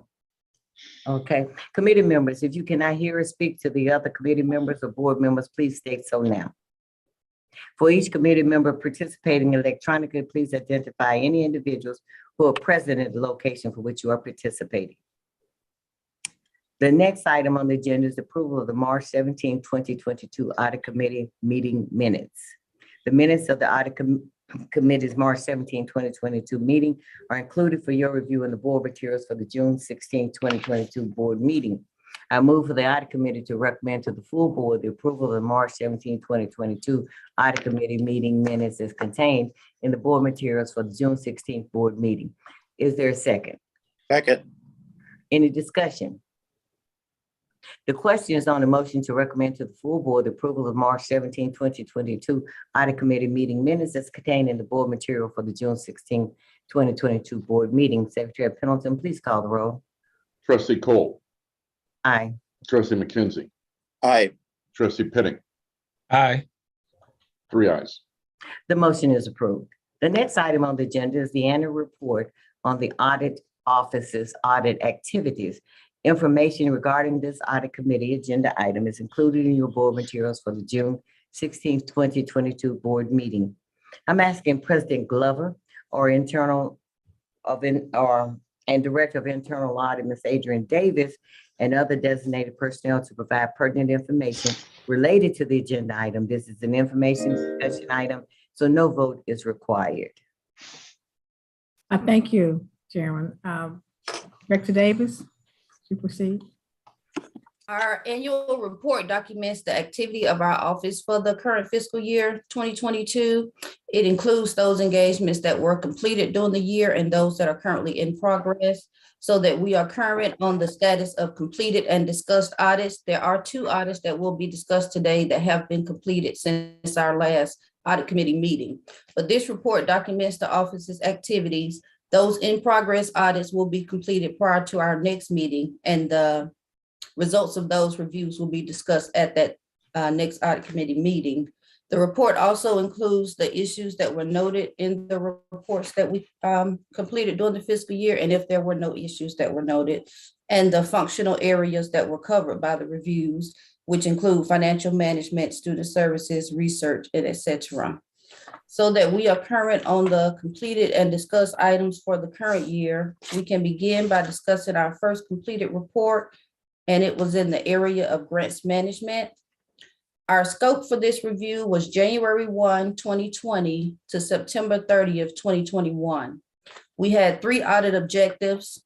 We selected 25 grants for testing. Objective number 1 was to determine if both the financial and performance reports were being timely submitted during our audit period. For our sample of 25 grants, 19 of the grants required that a performance report be submitted. 18 of those 19 reports were timely submitted. There was one performance report in our sample where the report was not timely during our audit period, but they were quarterly reports, and we received each of the quarterly reports since our audit period, and that grant is now current. With the financial reports for our sample of 25, there were 16 grants that had financial reports due during our audit period. 3 of the 16 financial reports were timely submitted. 11 of the 16 financial reports were not timely submitted. They were from 6 to 283 days late. And for 2 of the financial reports, we requested but did not receive those financial reports. So we were unable to determine if they were timely submitted. Management did provide a response to the financial reporting finding, and they did note that they were going to implement hiring qualified personnel in the Office of Grants Accounting, ensuring that they had the appropriate accesses so that the reports can be timely submitted, employing any necessary training for the qualified newly hired personnel, and increasing interaction with the principal investigator so that reporting terms and guidelines and submission timeframes are known going forward. That's objective 1. For objective 2, we reviewed the costs that were charged to the 25 grants included in our sample. We had samples from the operating expenses, travel expenses, the scholarship awards, and we reviewed the indirect expense charges. There were no issues noted in this area. The costs included in our sample were determined to be allowable, allocable, reasonable, and in accordance with the grant terms. For objective 3, we looked at the time and effort reporting system. There were 2 separate issues in this area. The first issue related to the certifications not being timely completed.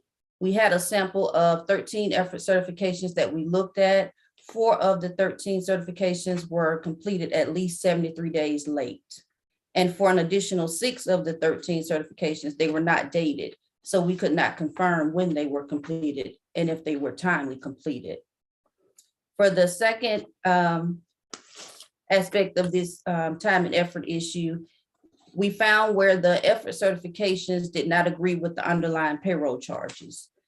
We found that 10 of the 13 certifications in our sample, the payroll charge allocation and the effort certification did not agree. Management responded to this finding and noted that the reconciliation of payroll charges to the effort certification is a joint effort between the individual departments and the Division of Business and Finance. There are personnel in that area where you submit if any changes are needed to the payroll allocations, and due to turnover, retirement, and resignations in that area, there has been some lack of efficiency, and it's a paper-based system. But management did note that they were assured by the new VP, Mr. Allen, that the area is being revamped and that they will ensure efficiency in reconciling these 2, the payroll records and the effort certifications, even the possibility of implementing a software system. But those are the results of our review of grants management. Now, my understanding too, one of 2 things. Number 1, we have now filled the Director of Accounting of Grants position with someone that is capable of handling the area. Is that correct? I'll make sure I'm correct on that. Yes, ma'am, Trustee Cole. And do you have any other comments that you would like to make, Mr. Allen? Of course, the grants area to me is always a very important area for the simple fact that, we have liability in terms of how funds are expended. Are there any additional comments you would like to make, Mr. Allen, that we can need to get on record here? Sure, I'll be very brief, and I want to thank Chief Auditor Davis for her work.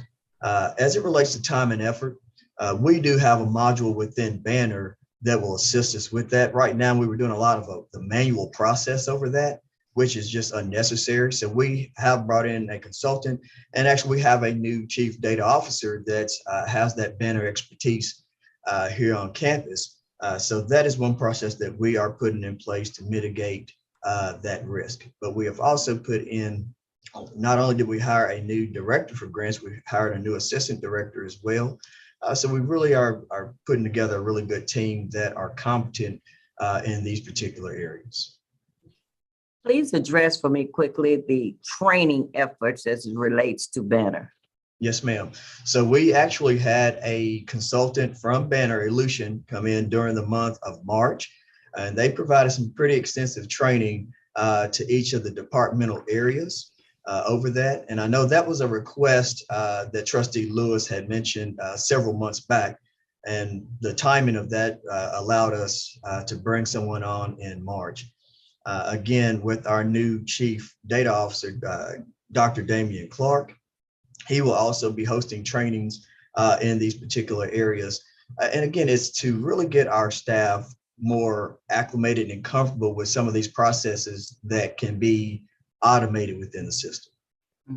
I will say that Dr. Clark's credentials are outstanding.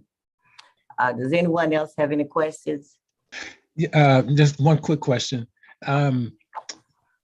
This was a very informative report, I thought. I looked in our year-end material from last year, and I did not see this report there. So my question is there an interval? Is this something we should expect going forward? Once a year, we'd see this this type of audit, or is it an ad hoc audit, or just what is the expectation? We do our audit plan. We prepared and it's risk-based. And because the university is at the R2 classification, when being very diligent in reaching the R1 classification, it does put us at high risk where we want to make sure we have these controls in place. So there is a plan to ensure that we are looking at this area annually. And I didn't include it as a separate line item in the 2023 audit plan because the follow-up of this audit will cover that. But once these issues are corrected, we will still follow up and report to you annually that, yes, we're still doing. Excellent. Excellent. Thank you. And we do, correct me, Director Davis, we do present to the Board of Trustees, and you may not have been on at that time, a listing of the risk assessment of the various areas of the university. And as the risk increases, then that looks at the areas that we need to give attention to. Yes. Okay. All right. The next item on, thank you so much. I have one more that's real good. All right. Of human resources follow-up, and there was just one area in the completion of the Form I-9s. We had a sample of 30 new hires from July 1, 2021 to February 28, 2022. For these 30 employees, we did find were 5 of the Form I-9 for these new employees were not timely completed. Employees are to complete their section by their first day of hire, and the employer rep is to complete their section within 3 business days of hire. And non-compliance in this area does subject the university to potential fines and penalties. So we do want to ensure 100% compliance here and ensuring that individuals are eligible to work before they are hired. Management and the Department of Human Resources did provide us with a response to this finding and ensuring that they are in compliance going forward. A second area covering pre-employment screening, those details are confidential. We will discuss that issue in executive session today. And then a third area, it was a low-level finding. As part of orientation, employees complete an employee confidentiality agreement, acknowledging that they have access to sensitive information or may come into contact with sensitive information during their employment at the university, and they have a responsibility to protect and ensure that that information is not disseminated outside of the university. And we have 100% compliance in our follow-up. We were only missing one in the prior audit, but I do want to acknowledge that all forms were submitted for the employees in our sample. The fourth area is ongoing. We were looking at employee performance evaluations for non-faculty, and those forms are not due until June 30th of 2022. So we can't report on the actual completion rate until after that deadline. But as of May 22nd of 2022, there were very few that had been completed, but we won't confirm the actual percentage until the due date has occurred. Okay, now, tell me to whom the HR area reports? That's VP Allen. VP Allen, okay, so we're going to get the I-9 situation taken care of. Yes, ma'am, Madam Chair. Okay, so when employees are hired, is that an electronic process in terms of paperwork? Some of that, well, some of the paperwork is manual and some of that process is electronic.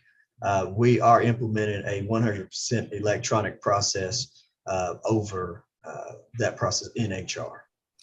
Okay, and Director Davis, when those I-9, when they were reviewed, did we also at that point in time make sure that we had the two particular pieces of identification that was needed in accordance with the guidelines for I-9? We did. The Department of Human Resources ensured that for each item in my sample, they provided those two pieces of So our problem is not providing the supporting identification information. The problem is getting it completed in a timely manner. Yes. Okay, and Mr. Allen is going to take care of that. Yes, ma'am. Okay, all right, very good. Any comments, please, from anyone?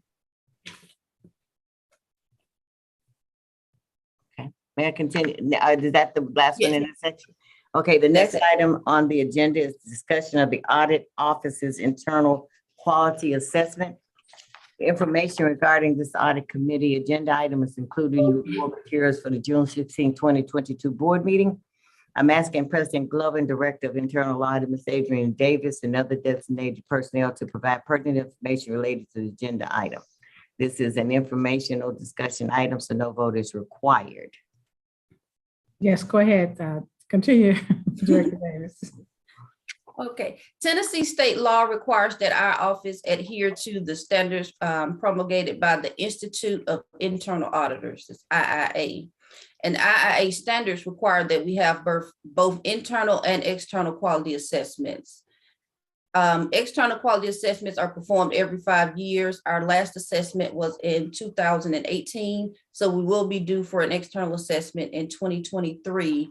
Our previous assessment was completed by Craft CPA, so we will undergo the necessary steps to secure someone to perform our next external quality assessment. But the internal assessments are performed annually. The purpose of the assessment is to determine the degree to which you comply with the Institute of Internal Auditor standards and the definition of the code for the and their code of ethics definition. There are 3 possible outcomes as a result of the assessment. You can be found to be generally conforming to the standards and the definition of the code of ethics, partially conforming, and not conforming. We performed our internal quality assessment in May of 2022, and the office was found to be generally conforming. And that concludes that agenda item. Okay, all right, so you're saying that we provided a self-performance of the area, right? Annually. Okay. And then the external is to be performed every 5 years. Which yes. Next year. 2023, right? Yes. Okay, and I'm sorry, but I was distracted for a moment. Tell me what the general rating was as you determined based on the self-assessment? To be generally conforming to the standards and the definition of the code of ethics.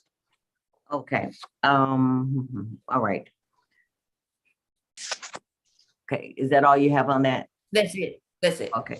The next item on the agenda is approval of the fiscal year 2022-2023 audit plan. The fiscal year 2022-23 audit plan is included for your review in the board materials for the June 16, 2022 board meeting. I move for the audit committee to recommend to the full board approval of the fiscal year 2022-23 audit plan as contained in the board material for June 16, 2022. Is there a second? Second. Any discussion? Okay, I will note that even though we do have an audit plan, if an area comes up that we want to be looked at, then we can always ask that to be done in our Board of Trustees meeting, okay? And Madam Chairman, may I just also add that there are times when issues may surface, and may come to my desk, or I may become curious, and I'll ask Director Davis if she would just take a look into it. It's not just something that's wrote from year to year. If we see something that comes up, for example, I think a couple of years ago, when there were some concerns at Howard University about something in financial aid, I need to call Director Davis and ask her if she looked into what was going on in Tennessee State to make sure we were okay. Or if something comes up in any sports, any arena, it's easy, just pick up the phone and ask her, and she will do an investigation on to see if anything is there that she should report, or if everything's okay. And I mean, that's how we try to work. That's why internal audit is so important to us and our operation at TSU. Thank you so much for bringing that up. Any additional comments? Okay. The question is on the motion to recommend to the full board the approval of fiscal year 2022-23 audit plan as contained in the board material for June 16, 2022 board meeting. Secretary Pendleton, please call the roll. Trustee Cole, Yes. trustee McKenzie, Yes. trustee Pinnick, Yes. 3 ayes. Okay, the motion is approved. I would like to mention at this point in time that just in what I'm thinking of as we come up is the last grant audit, the grant audit that she was discussing. There are a number of items that are going to come up, and I know that Ms. Allen, how long have you been here now? I've been here just a little over a year, Madam Chair. Okay, so he's been here a little over a year. There are going to be items that come up that one, he hasn't had an opportunity to look at, and that we need to look at further. There will be items that we have addressed, and I'm sure there's going to be some in this next audit that we have addressed, but because we addressed them, say in the mid of the next year, they will be repeat items. But what I'm looking for is the point in time to get those specifically clear. As chair of the audit committee, and I hope my fellow audit committee members can support me on this, the items I don't want to see repeated are those that we have corrected and have gotten off. Okay, but we do need to understand that some of the items we correct just because of time, and we'll come back in as repeat items. There are some items that, for instance, like in the grants, this is just being brought to us that when I go back and say and ask the questions, I am actually wanting a commitment that they're going to be clear, and I have every confidence that they will be looked at. But it just so many items you can look at in a certain period of time, and so many of them that's going to come up that you didn't have that come up just because of time in 2 years, 3 years, or whatever, or that we look at a different risk assessment on those particular items. So do any of my committee members have any comments they would like to make? Okay, main thing is I just don't want to see myself and the fellow committee members on the front page of the paper. So I do appreciate that. But we're all here to work together to get things done as a team. Is there any additional business? Seeing none, is there a motion to adjourn the meeting to enter into executive session for discussion of items deemed confidential under state law? I do want to point out that the outstanding issue spreadsheet is also included. Okay, hold up. Let me, okay, before we adjourn, okay, go on. The outstanding issue spreadsheet that's requested by Dr. Cole on behalf of the full audit committee, that is also included in your board material. Yes, okay. And I think, that, and let me withdraw my comment before. I think that what we need to do is make a point that we discuss that each time, okay? I think it's on here. I think we missed it. I missed it? Yes. Okay, I do apologize for missing that. All right, excuse me, do we need to go back and let you address that? No, I don't think we have, no, we don't have to. Okay, all right, now let me go back to, is there any additional business? May I add just one thing, Madam Chair? Yes, please. Chief Auditor Davis, if you mind, in the external audits, and we had several findings that were repeat findings. And this is on the outstanding issue spreadsheet. Yes, ma'am. Yes. That's correct. And I think it's important to note because this actually ties into what Chair Lady Cole was just mentioning. for the findings. So finding one for June 30th of 2020 was that there was a breakdown in controls as it relates to federal oversight of programs. Okay, that was one. The second finding, as noted in the prior 5 audits, management needed to prepare and review financial statements. And again, Chief Auditor Davis, if you want to chime in, she did look at that report. We did submit that timely to the state, which it had not been timely submitted in the past several years. Finding number 3 was that in the prior 3 audits, the foundation accounting records did not reconcile to the bank statements. Again, Chief Auditor Davis performed her work, and that we are current on our reconciliations on the university and the foundation through May of 2022. And that's a huge testament to the team and for Dr. Glover allowing to bring those right folks on staff to get this work done. The fourth finding, as it related to collections and accounts receivable, again, we've really moved forward in that area, and I just wanted to make that a note. So I will be quiet at this time, and I just want to say thank you. No, I want to thank you for making those comments, sir. And we need to make sure, I do have a tendency, I do talk fast. Someone from New York told me to be from Tennessee, I talk very fast, so I apologize for that. But if I miss something, especially something critical as this, because what I want to see, I don't want to see where we have challenges, I want to see where we've corrected them. So when we have these type of reports, if I overlook it, please bring it to my attention so we can stop at that point in time and address it. And thank you for addressing those, Mr. Allen. And I'm going to ask that in the next meeting, we also continue to address each one of the items that are outstanding. I'm sorry, Director Davis, did you have a comment? No, I just wanted to to state that VP Allen is correct. In the outstanding issue spreadsheet, I documented the status for the external audits. For the internal audits, because they were all looked at this year, I documented when the review, the follow-up would occur. But he is correct that the status of those findings is documented in that document.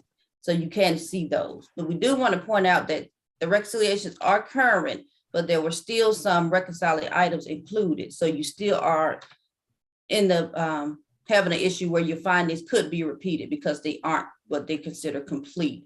But the financial aid findings, we performed follow-up there, and those areas were corrected.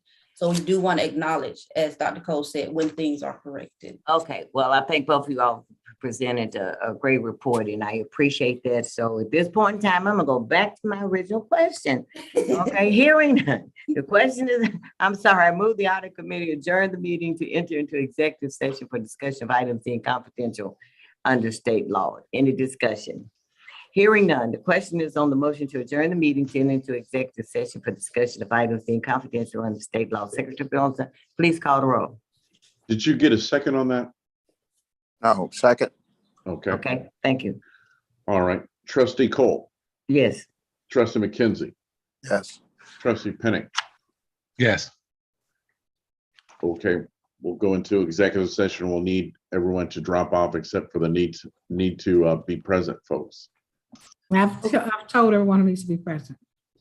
Okay, and at this time, we're going to stop the live stream.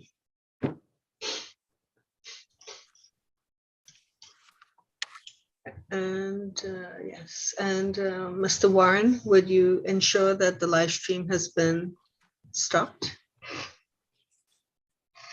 Sure, live stream's been stopped. I've made you host, so you can. Thank you. Thank you, sir. Okay.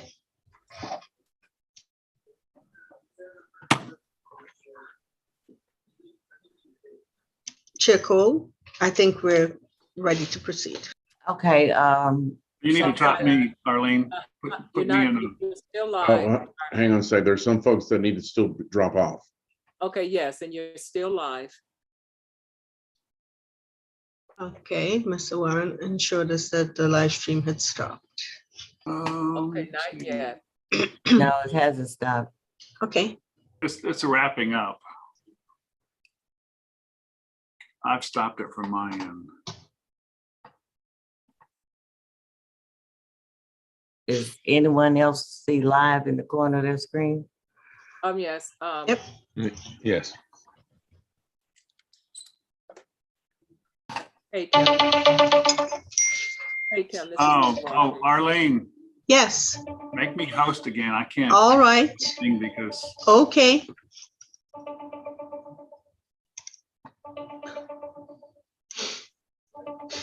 Please stand by.